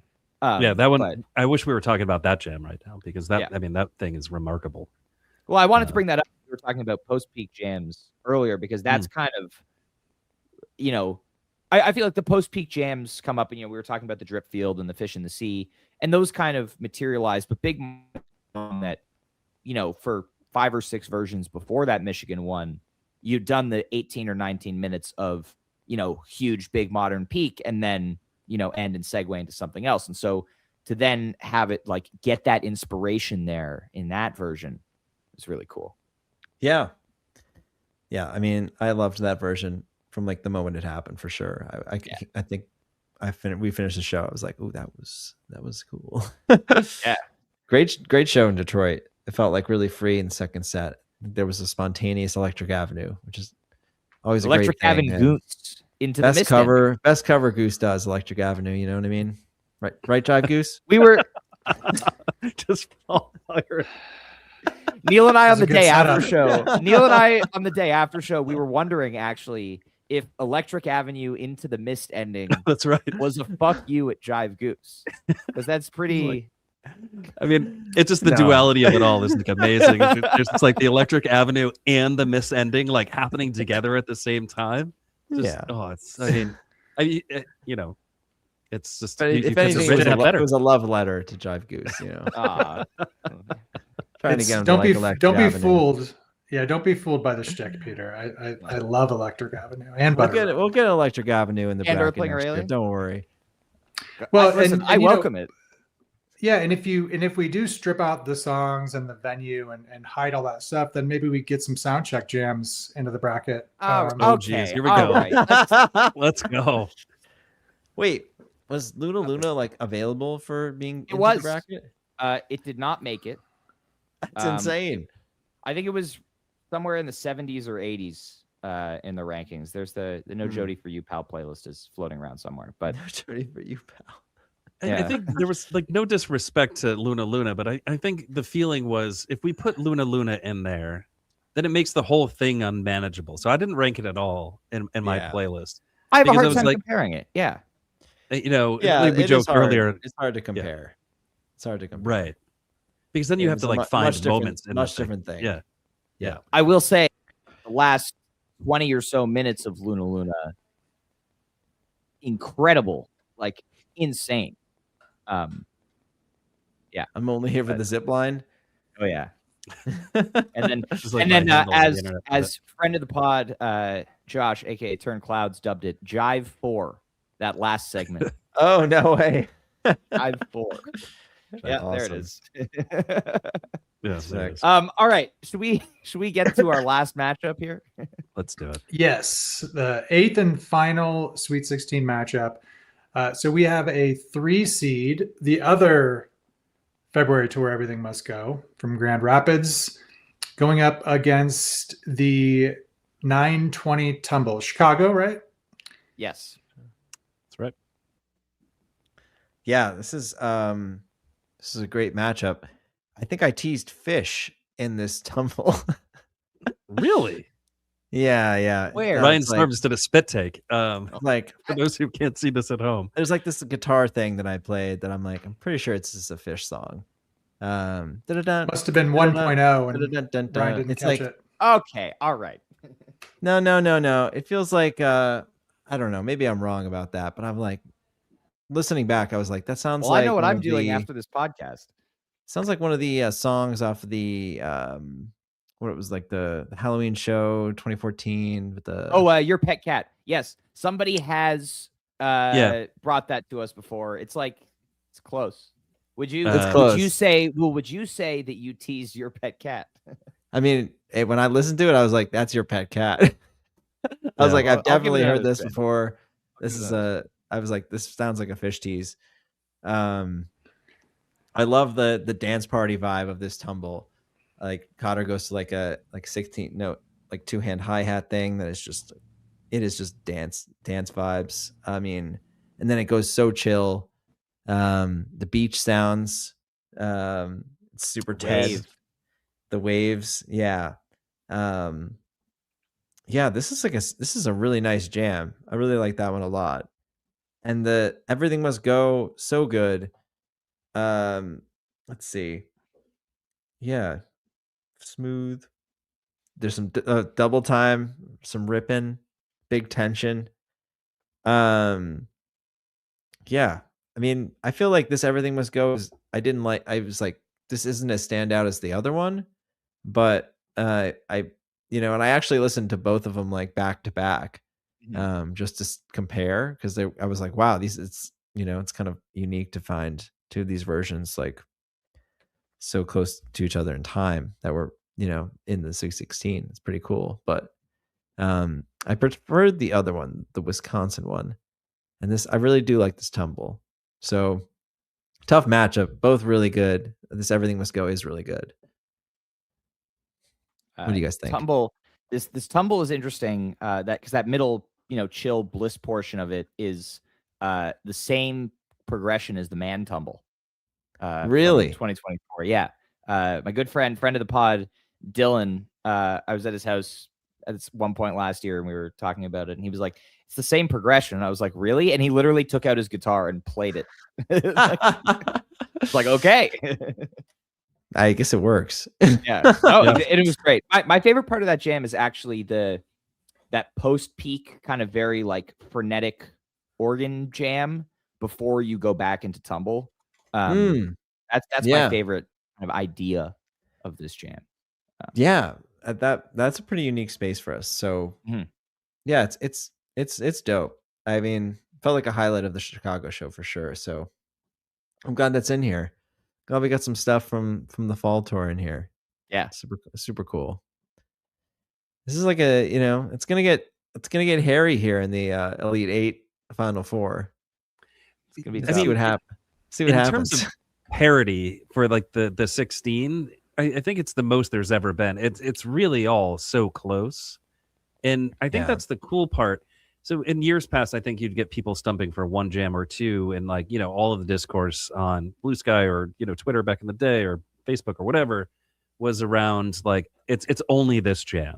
This is the one jam, and there's no such thing as that this year. I think there are all kinds of people with 4 or 5 different jams that they're really really high on, and I think that's a testament to the quality of the jamming this year. I think it's jamming styles are all like very strong, and that is the cool thing about this playlist. I mean, I think it's the strongest Sweet 16 playlist yet, and that's an exciting thing.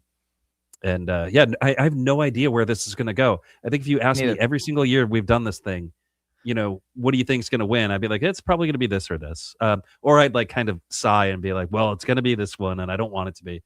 But this year, I don't think anybody knows. And that's really cool. I definitely have no idea. I think it could be any of them. It could even be a 2 seed. It's possible. Yeah, I think that provided, a couple of these matchups go the way that I think they will, that Elite 8 matchup between the Grand Rapids Matavon and the Milwaukee Everything Must Go is going to be a bloodbath either way. You know, those are, you know, right. But it's gonna be great. I'm excited to see how this all shakes out.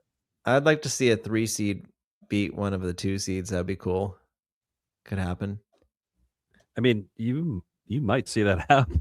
I mean, there's a real good chance of it. Based on the past voting, it looks like Everything Must Go from Grand Rapids has got a lot of good support, maybe even more than this tumble does.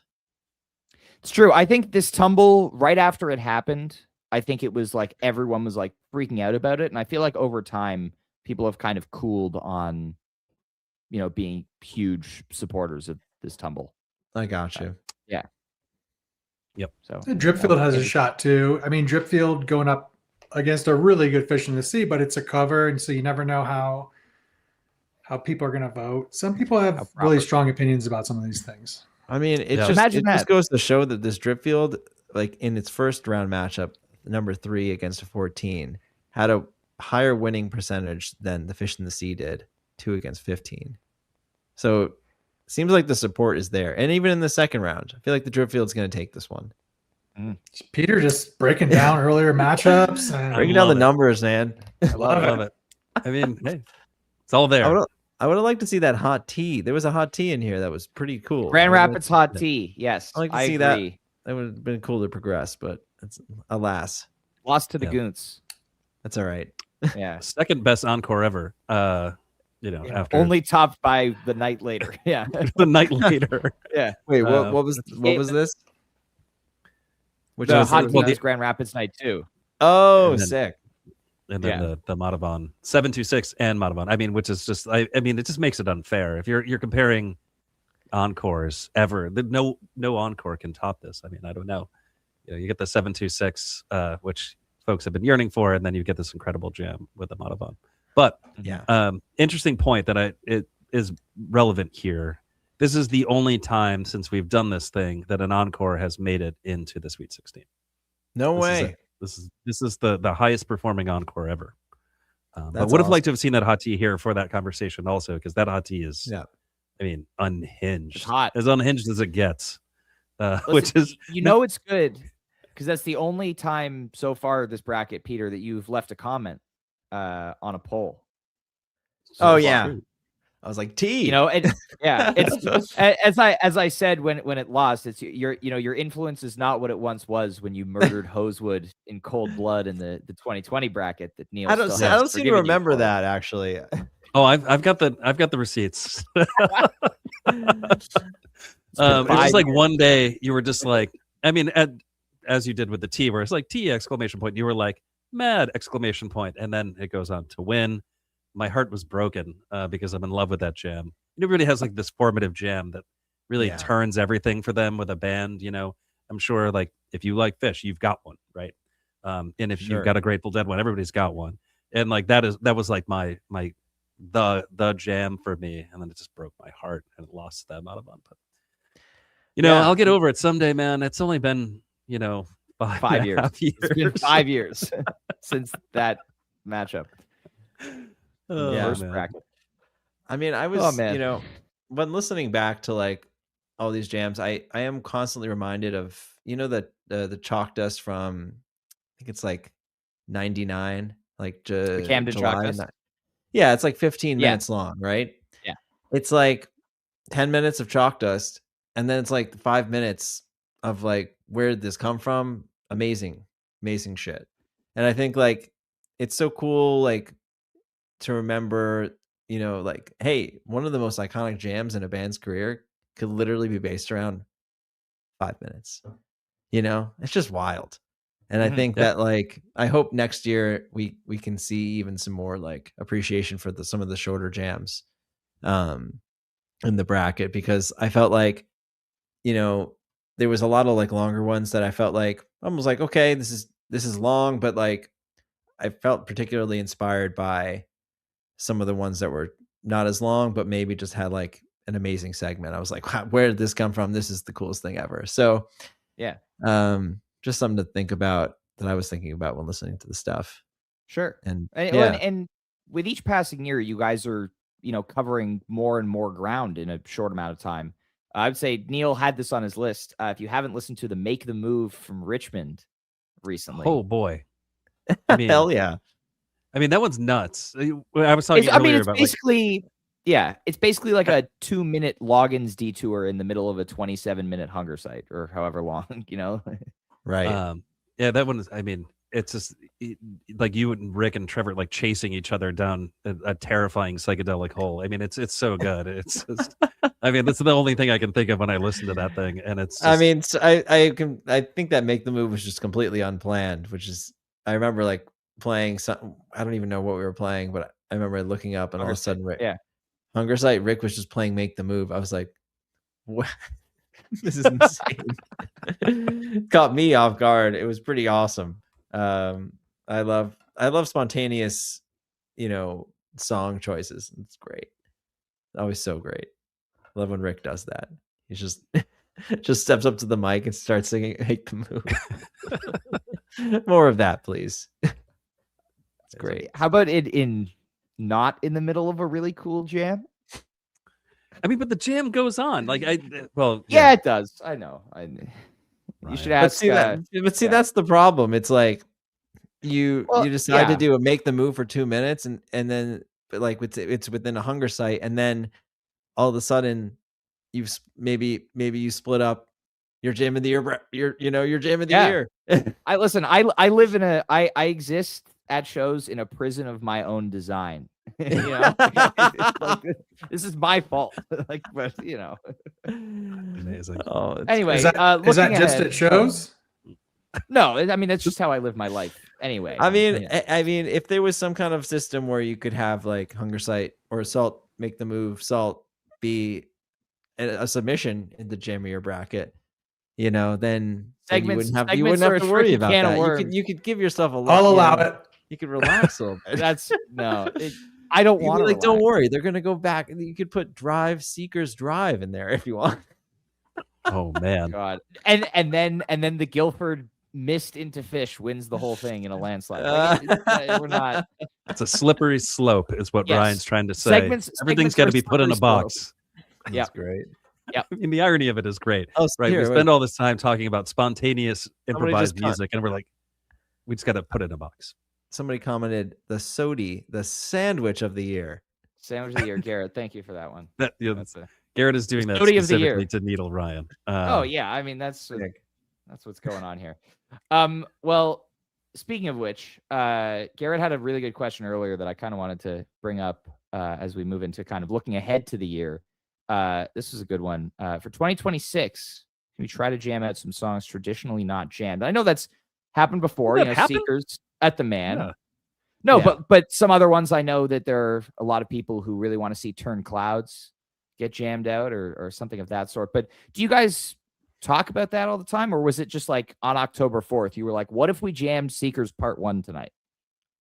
No, I mean, I think sometimes it's talked about, sometimes it's not. That was jamming out Seekers 1 was like, yeah, let's like explore this space and see what happens. Really no plan. And I think it was awesome. And I think that you can kind of like, you can open up a lot of unique territory just by doing that. I mean, looking at the Creatures jam from Iowa, just kind of like putting a jam in where you don't normally have one is also super inspiring.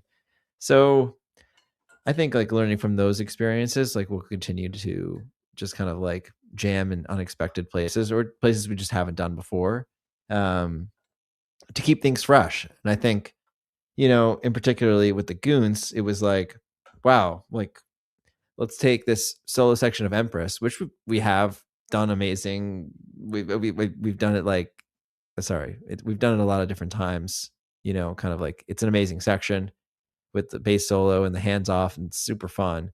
We've done it a lot, but sometimes it's like, oh, well, let's switch it up to the Goons, and then that's kind of like a whole new vibe for that section, and it feels fresh. And it's like we definitely were experimenting with putting the Goons into certain places that we hadn't done before, and that was really fun. So yeah, well, I'm sure we'll continue to push the boundaries on jam spaces, just naturally. Yeah. The people demand a jammed out butterflies. Oh, hell The yeah! people being Neil. Yeah, I mean, That's also me. me. I mean, I would also love that. But that's the thing. Since Butterflies debuted, Neil has been calling. For I've been saying that Butterflies. literally every time we do a day after show. It's like the moment's going to come. We're all hoping for it. Yeah, well, hopefully, man, that's a good song. Yeah. So looking ahead for the year, you guys play your first show of the year in 7 or so weeks, Jam in the Streets, and then after that, you're kind of going until July, and there's a lot of stuff going on in there. You've got this great spring tour, and then Gonzo round 2, Europe round 2, and then this big summer tour. Where you're playing with openers, but I just threw a lot of things at you at once. But based on what's announced through July 4th right now that you can talk about, how does it feel to be going back to Gonzo for a second year, approaching a second Europe tour and playing with openers really in a significant way for the first time on this upcoming summer tour? Yeah, I'm really excited about the openers as well. I think, we have Julian Lodge coming to open a show, which is in Toronto, which is super sick because the last time we played with him was really fun. And then we have I was really excited about the idea of playing openers at SPAC. Like that's a really cool thing, especially some of the amazing bands who have come before us, like Mo and the Disco Biscuits, which is just it's awesome to kind of play at a spot that's very well known in the jam scene, and kind of play with the people who have inspired you over the years. I mean, that just feels like a really special. It's gonna be a special weekend for sure.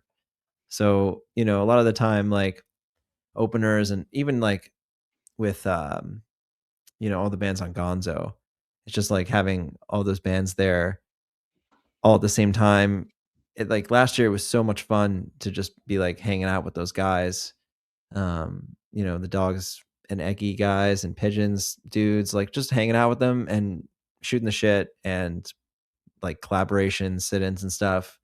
It felt very relaxed and fun and just kind of what music is supposed to be like. It can get kind of competitive sometimes out there.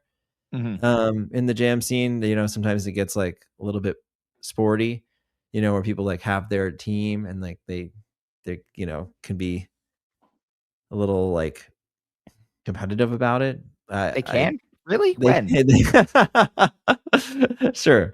Yeah. And it's nice to have these types of shows where it's all about collaboration and fun, and it just reminds you that it's not a competition and that everyone's should be doing their own thing and everyone should be playing music because music is fun. And that's just kind of what it is at the end of the day for all of us. And it's really just fun to hang out with those guys. I'm really excited for Gonzo again. And then, just generally Europe, you mentioned as well. I think going back into those smaller rooms will be a really fun experience with Cotter. I think so much of his beginning of the band is just playing massive sheds, and kind of being what is going on? Yeah. And just getting thrown into the fire. So I think it'll be really fun to just play some clubs with him and experience what that's like. Through his Do you know if his first tour in Europe. Do you know if there are DJs scheduled at 10:30 p.m. Don't know. at these shows this time? We're gonna find out when we get there again. We're gonna find out when we get there. Hell yeah. Crazy. Disco loadouts. Yeah. But yeah, that's gonna be super sick. I mean, maybe we should just get Trevor to be the DJ. Honestly. For the loadout. Yeah. Yeah, that would be smart. But man, I'm just excited to get back to Europe, and there's been so many amazing people that we met from last time who have been asking for us to come back, and I'm just really excited to see them again. And get to play some shows there. Hell yeah. Yeah. Jive, I believe you had a Colorado related. Well, Sure. Yeah. I mean, I'll ask some Colorado. Well, let's switch to Colorado now. We don't talk about Colorado enough on this podcast. People don't know about Colorado. So was super stoked to see you guys coming back to Red Rocks. Yeah. And it's interesting because when you moved to Fiddlers, I was kind of happy about that because I was a little upset with Red Rocks just in general. and Fiddlers with the new sound system, everything. I mean, I really enjoyed that first year. So then when you came back a second year, I was pretty stoked about that as well. But now it's nice to also have some variety. So I just interested to hear your thoughts on that whole back and forth thing. And, are you guys approaching this from a perspective of keeping things fresh, or is it about scheduling or? Well, yeah, I mean, Cotter's never played Red Rocks. I was going to say, or is this just so Cotter can play Red Rocks? Yeah, we got to get Cotter to play Red Rocks. I think, Fiddlers was awesome. And the cool thing about Fiddlers is that, like, you can have, like a $35 lawn ticket, which at Red Rocks, you don't get that. So because it sells out really fast. So, I think there was a good reason to play Fiddlers for a couple of years to just kind of like, make it very easy for everyone to come. And then Red Rocks is an amazing venue, of course. Definitely want to play it again and continue to play it. So, it was kind of like, let's go back and play Red Rocks. And Cotter really wanted to play Red Rocks too. And it was like, well, this sounds like probably the right move for 2026. And then who knows what'll happen in the future? Maybe it'll be a combination of both. So you never know. But it's exciting to be there. Is there an amphitheater in Salida yet, Jai? I mean, we do actually have, we do have a little amphitheater on the river, in a park, and I could talk to some people. You know what I mean? We could probably make something happen. I mean, I'd love to go back to Dillon Amphitheater as well. I think that place is super special. Yeah. So, yeah, you never know what could happen, man. I think Colorado's going to be a good time. Looking forward to it. Always. Yeah. Yeah. Great. All right. Well, anything else you guys want to talk about here before we wrap things up? I mean, I think we're about to nail the 2 hour mark. Which for us I was going to say we're coming in under 2 hours. That was like. You guys do the sack? I guess. I mean, we can not for this one. I mean, we can do the sack. You just like we can do it live. Well, yeah, we can do a live sack here. Well, so I think one of the questions that was asked, and I saw it come through, was asked a couple of times, was reflecting on the year. What was your favorite set? Now, and I'm not saying like the best jams or whatever, but the question being like, what's the one that resonated with you the best? This is a good question. I think I remember thinking back to after like the Fiddler set, like set twos were really awesome for us, I think. And I remember also thinking that what was like, maybe it was the Grand Rapids show where we audible to Dripfield. Yeah. Was night like, 2. Yeah. After that, we were like, that was great. Like we felt really great about that.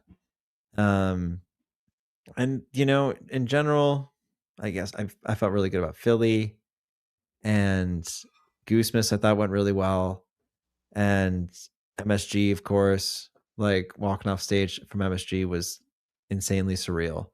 I remember like walking back like for the encore break, and like it was the only time like all day where it was just like there was no one backstage. It was just like the four of us, and like people were going to the bathroom and stuff, but it was just like so dead quiet back there, and like just standing there like with Trevor, like, man, this is fucking crazy, man. How about it? It was like that was one of the coolest moments of the whole year for sure. Also just like walking on stage there is crazy, and the bouncing from and during Factory was so cool. Just feel so grateful for my bandmates. they like listening back to the jams makes me so grateful to play music with them. They're all so unique and talented. And I think that like it just makes me want to play and practice and get better.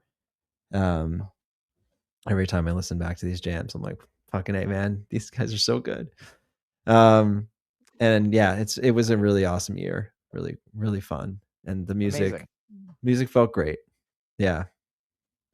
Well, I think, I don't know if we're going to find a better note to end on than that. But Peter, thank you so much as always for coming on and joining us and sharing your insight, into all these jams and a really fantastic year for Goose. Really, thank you really guys. Thank you guys so much for talking about the music and, doing the day after shows as well. I think you got to keep those going. It's amazing that you guys just like get into the insight every time, no matter how many times we play Flow Down right where you don't want it. We will still criticize it. Have no fear. Every single time. Yeah, it's not about not liking Flow Down. It's just like, if you're on like the 12th show of the tour and, you're on your third or fourth Flow Down, there's only so many things you can say about Flow Down, right? Like it doesn't go to that many places. So it's not Flow Down hate. It's just, that's where the 3-pack openers came from. Let's get a Flow Down in the bracket next year. Yeah. Anything can happen, man.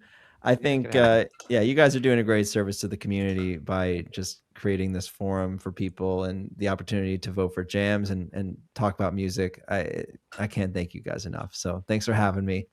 And thanks for doing what you're doing. Thanks, Peter. Thank you. Cheers, guys. Well, thank you everybody so much for tuning in to our podcast here today. It's been a pleasure, of course, as we just said. Sweet 16 voting for the Jody of the Year 2025 kicks off tomorrow at noon Eastern. Head to aatgoosepod.com for the next couple of weeks as we make our way through the final few rounds. It's going to be awesome. Everybody enjoy your Monday night and the rest of your week. And happy voting. May the best jam win. And we'll see you guys very soon.